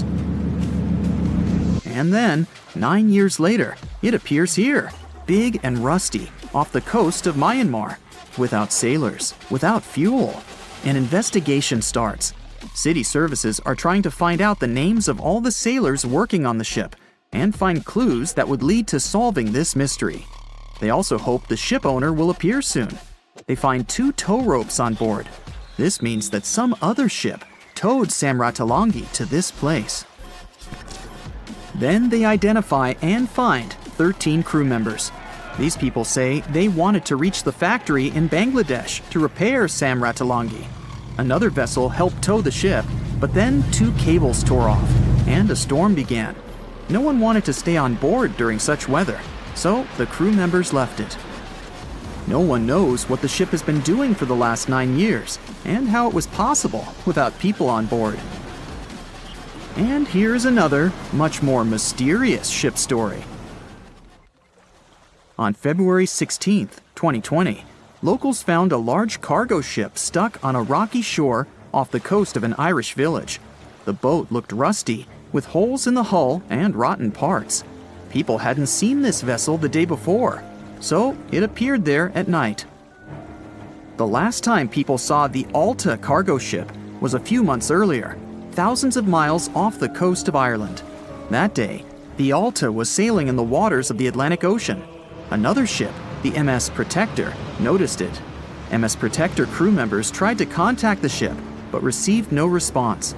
The people on board realized that they were facing an empty vessel. And then, 5 months later, it appeared near the coast of Ireland. There are more questions than answers in this story, but we managed to find something out. In 2015, the Alta appeared and disappeared from the radar several times. Any ship has an internal tracking system, so people can track its route using satellites. But Alta crew members often disabled this system. Perhaps they were engaged in some illegal activity. Anyway, in 2017, the ship often sailed between the ports of Greek islands. Then, the tracking signal disappeared and appeared only 10 months later, off the coast of North Africa. During this time, the ship changed several flags. In September 2018, the Alta was southeast of Bermuda and headed for Haiti. Then, the crew started facing problems. First, the main engine failed right in the middle of the Atlantic Ocean. The ship began to drift. Several days passed, but the crew members weren't able to repair it. They began to run out of food and water supplies. The situation got even worse when they found out that a hurricane was approaching the place. Fortunately, they managed to contact the U.S. Coast Guard. A helicopter flew to the Alta on October 2nd to bring them some supplies. There was enough food for several days. Then, a rescue boat sailed to the ship. It evacuated all the sailors and delivered them to Puerto Rico before the hurricane. The Alta had to drift alone in the ocean. After a while, another ship approached the Alta to tow it to the shores of Guyana. But at this moment, everything went wrong. Someone stole the boat, disabled the tracking system, and sailed away in an unknown direction. After almost a year, the MS Protector found the empty Alta in the waters of the Atlantic Ocean. And then, 9 months later, the ship without a crew sailed to the shores of Ireland. How did it manage to travel across the Atlantic and get to the coast of Ireland? It's still a mystery. Maybe it was just luck. No one else saw the ship all this time. It was just covering huge distances, surviving storms. Who's the captain? What happened to the thieves? Who owns the ship now? One day, someone called the village administration and introduced themselves as the vessel owner. But that unknown person didn't provide any evidence. They found several barrels of oil on the ship, which they took away by helicopter. The Alta was rusting. Corrosion of metal could damage the environment. The vessel had no commercial value, yet it would have taken millions to get rid of it. There were 3 options for what to do: leave the ship where it was, tow it into the sea and let it sink, or disassemble it for scrap. But nature had its own plans. Storms and strong waves split the hull into 2 parts. The Alta was drifting without a crew in the waters of the Atlantic Ocean for about 2 years. But this is nothing compared to a ship that was traveling for 38 years. The record belongs to the SS Beichimo. It was a merchant vessel owned by some trading company. In 1931, the ship found itself on the ice off the coast of Alaska. Its movement slowed down. A thick layer of ice blocked the ship, and a strong storm only made the situation worse. The blizzard was so intense that the crew members couldn't see anything but a white veil in front of their eyes. Sailing any further was impossible. The team had to wait for the storm to end. They waited for a day, 2, 3 days. A week had passed, but the snowstorm was only getting stronger. Then, one day, it grew weaker. The crew members split into 2 teams. The first team went to the nearest city. The second group, along with the captain, stayed on board. They set up camp next to the ship and waited for the blizzard, which had started again, to end. There was 0 visibility. And finally, one day, the storm was over. Great! And now, wait a minute. But where is the ship? The SS Bechimo just disappeared during the blizzard. The captain was sure that the ship had sunk, so he left along with the crew. Then, a week later, they saw the vessel drifting near the area where they had lost it. The hull was damaged so severely that it was unsafe to sail on it. Repairing the ship would be pointless and expensive, so the captain decided to abandon it. He was sure that it would go underwater sooner or later, but it stayed afloat for the next few days, the next few months, and a few years. People had reported seeing it at various points along the coast of Alaska for 38 years. The last record of the SS Bechimo is dated 1969. Those who saw it claimed the ship was completely frozen, almost merged with the ice. Some people planned to start an expedition to find the ship, but all attempts were unsuccessful. The vessel is probably lying somewhere on the deep sea floor.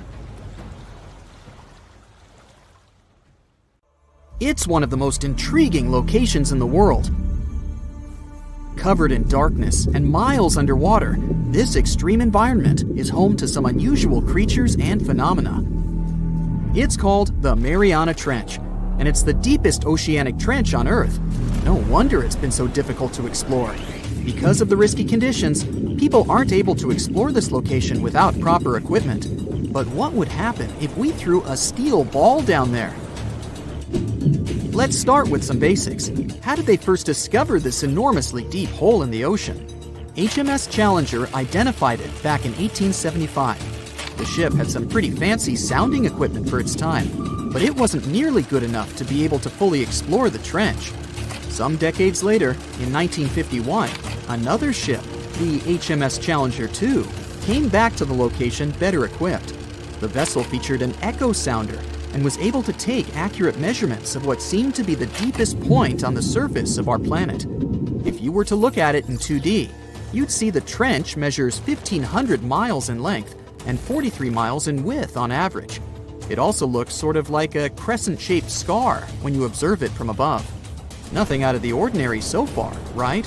Well, if you were to stretch a wire from the surface of the ocean to the trench's deepest point, it would measure a staggering 7 miles. If we were able to physically move Mount Everest, which is the Earth's tallest mountain, to cover the Mariana Trench, it still wouldn't be enough, falling short by about a mile. Because the Mariana Trench is so deep, it's almost completely covered in darkness, as light can barely get through to such extreme distances underwater. The temperature isn't any friendlier either, just a few degrees above freezing. But the most dangerous feature of them all is the water pressure.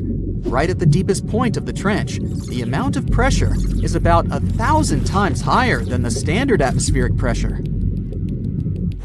Not a lot of people ever attempted to descend into the Mariana Trench.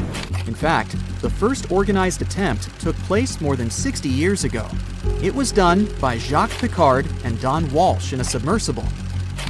They only spent about 5 hours on their descent and a mere 20 minutes at the bottom. Alas, they weren't able to take any pictures. Until these 2 scientists were able to descend, specialists believed there was little to no chance that life could exist down there, given the conditions, most notably the extreme pressure. But while at the bottom, the submersible's floodlight caught sight of a creature. It was a very flat one indeed. As you can imagine, resources here are very scarce. What kind of creatures live down here? And how do they survive, given the harsh environment? Surprisingly, there is quite an abundance of wildlife living in the Mariana Trench. Some of these creatures fall back on chemicals to survive, like methane or sulfur, while other kinds of fish nibble at the marine life that's, well, weaker than them on the food chain. The most common creatures found here are xenophyophores, amphipods, and small sea cucumbers. Some of them adapted by hardening up their shell using aluminum harnessed from the seawater. Smaller creatures, like microbes, adapted by feeding on the chemicals emitted when the seawater hits the underwater rocks. They consider the Mariana snailfish the rock star of the area in terms of wildlife. They're small, ranging from 3 to 9 inches, translucent, and lacking any scales. But they're the top beast of prey in the area. It's no wonder some people started to believe that the ancient megalodon might still be living here. What was a megalodon, you might be wondering? It was the largest predator ever known in our planet's history. Basically, the biggest and nastiest shark ever to have lived. Scientists believe it's been extinct for quite some time, and the idea that it might still be hiding in the Mariana Trench doesn't have a lot of supporting information. The megalodon would have needed to learn to navigate in complete darkness. It would either have to be bioluminescent or evolve to have massive eyes. More so, because of its school bus-like size, the megalodon would have needed a lot to eat. Microbes and small snailfish just wouldn't have done the trick. If a steel ball were to be dropped in the trench, what would be its effect on it? Would the ball be strong enough to sustain such pressure? Let's look at the science here. If we assume it's a solid steel ball, the pressure found at the bottom of the trench wouldn't be enough to really affect it and cause permanent damage. It would take it a solid 12 minutes to reach the bottom of the ocean, though. What about the temperature? Well, it turns out that the difference in temperature on the surface and at the bottom of the trench is quite impressive, a difference of about 86 degrees Fahrenheit. So, it would cause the ball to shrink a bit, but yet again, once the ball returns to the surface, it would simply come back to normal. Should the ball get stuck there, there's another interesting question to answer. Would corrosion affect it? Corrosion of steel is highly dependent on the amount of oxygen in the water. The amount of oxygen dissolved in water remains constant at depths greater than 3 miles. I'll spare you the math, but it would take more than 10,000 years for the steel ball to completely rust under the sea. I can't help but wonder, though, what would it take us humans to be able to survive at such extreme depths? Let's look at what was used in the past to explore this mysterious location. A little thing called syntactic foam. Why? Because it's the only material that can both float and resist the amount of pressure found here. Without this sort of protection, our lungs would rapidly collapse here. More so, the pressure from the water would push liquid into our mouths, replacing the much-needed oxygen with water. Then, there would be the much-needed ability to be able to come back to the surface, should anything not go as planned. One of the vessels that went for a deep dive here had 1,000-pound steel weights attached to it, so it would ensure its sinkage. These weights were connected to the ship by a special type of wire that had an increased corroding time of 11 to 13 hours in seawater, just in case something went wrong down there, and they'd have to bounce back faster. Given the harsh conditions here, the problem of oxygen supply is really important too. Any vessel looking to descend into the Mariana Trench again would need to consider some sort of device that can recycle the air in order to reduce the amount of oxygen that needs to be transported down there. And the last, but definitely not the least of all problems, would be electricity. There surely isn't a power socket down there for you to charge your phone. So, there needs to be enough battery life to support all the necessary equipment, communication, oxygen supply, lighting devices, and so on. None of these problems seem to be quite the challenge anymore, since, as of recently, you can buy a tour of the Mariana Trench. 3 lucky individuals were part of such a project back in 2020. They were submerged in a 3.5-inch thick titanium sphere. This ensured that they didn't feel any pressure changes and physiological stresses whatsoever. Each of the guests took part in an individual trip that had an estimated length of about 14 hours. The descent itself took over 4 hours. Once they reached the bottom, they got the chance to witness some of the most extraordinary creatures on the planet. Then it was time to start the 4-hour ascent back to the surface. They said it was the most technologically advanced ship. They said it was unsinkable, and when it sank, they made a movie about it. These were the main reasons why the Titanic disaster became world famous. But unfortunately, this is not the only large-scale shipwreck. And sadly, there have been cases much worse than the tragedy of the Titanic. One of them occurred on April 27, 1865. The Sultana steamboat carried passengers and cargo daily between St. Louis and New Orleans. It was a pretty large wooden boat with 3 decks and was 260 feet long and 70 feet wide, almost twice the size of a basketball court. The ship could carry about 350 passengers, but on that unfortunate day, more than 2,000 people were on it. On April 23rd, she was making a routine voyage from New Orleans when it broke down.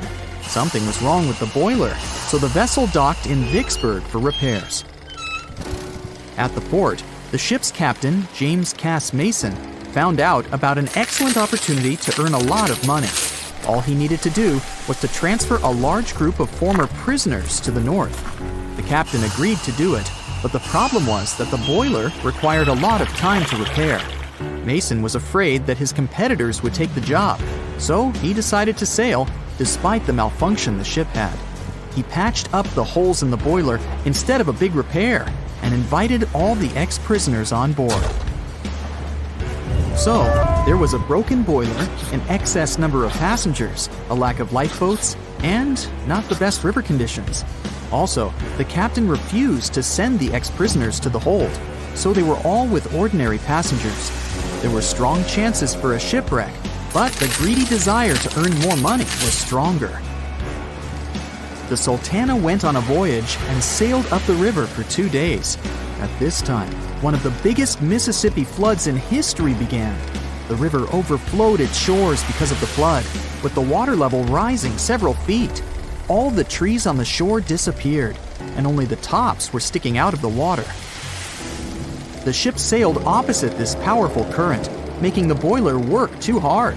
On the evening of April 26th, the Sultana arrived in Memphis, Tennessee, and they loaded even more, 120 tons of sugar and 200 passengers. She got incredibly heavy. Around midnight, the ship continued its dangerous journey. The captain sailed to barges to load a shipment of coal. At 1 a.m., the vessel left the barge. At 2 a.m., the broken boiler, unable to withstand the load, suddenly exploded.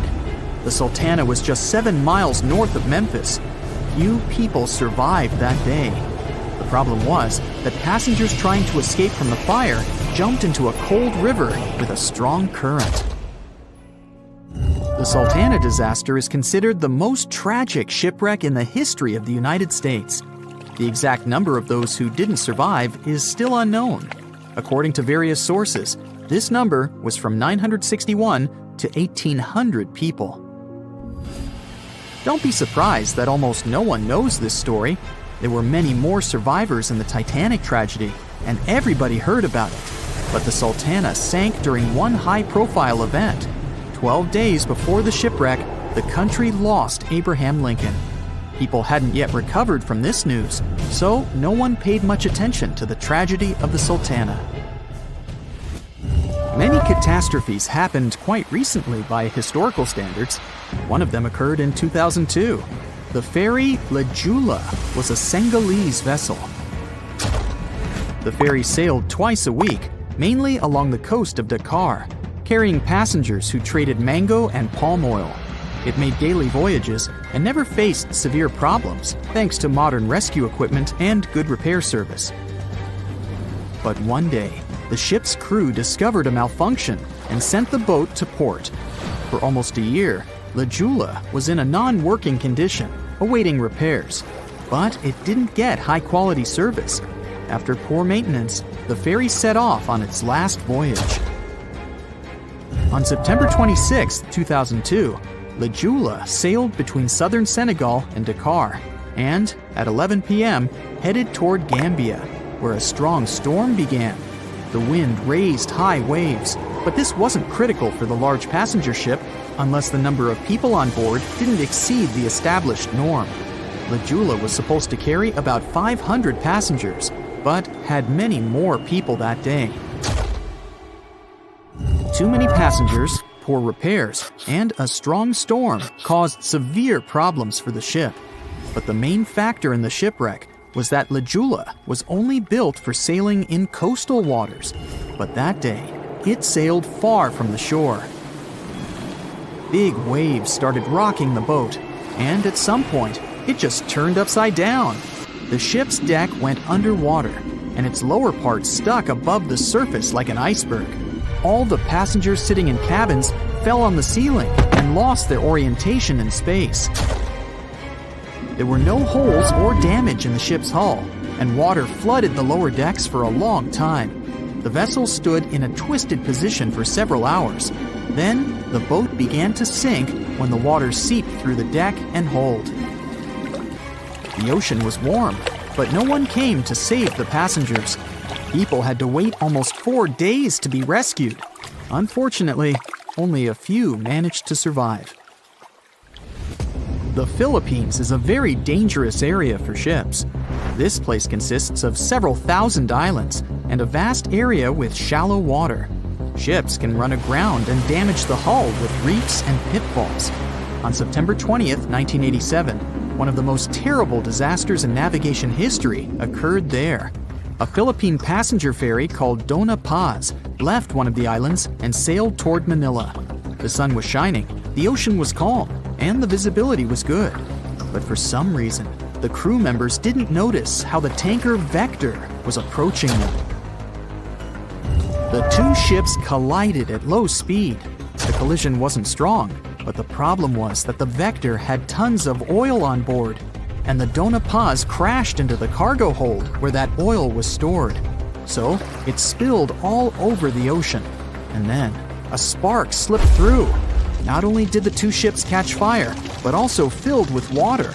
Both ships sank in a matter of seconds. Only a few dozen people survived that disaster. On September 27, 1854, the passenger ship Arctic sailed from Liverpool to New York. The fog came rolling down, and visibility got really bad. Another boat appeared out of the thick white haze, the French steamer Vesta. The ships were close enough to each other that a collision was inevitable. The French vessel was smaller, so it seemed to the Arctic's captain that Vesta had received a lot of damage. And while he was staring at the other ship, his boat got quickly filled with water. The captain gave the order to sail to the shore as fast as possible, but the ship's engines stopped working because of the flood. Then the ship's crew started to lower lifeboats with women and kids. Still, when rescuers found lifeboats with people, it turned out that only 87 out of 400 people survived, 65 crew members and 22 passengers. Surprisingly, there were only grown men among them. The ship's captain survived by clinging to the wreckage. All newspapers wrote about this story as one of the most terrible and shameful tragedies in navigation history. The survivors were criticized because they didn't save women and kids, and the crew members were accused of violating the law, since the safety of passengers should be higher than the safety of sailors. But despite this, none of them were brought to responsibility. Unfortunately, shipwrecks still occur to this day, but fortunately, there are fewer of them than before, thanks to modern navigation systems and radar. But no technology can guarantee there won't be a super strong storm or any other emergency that no one can foresee.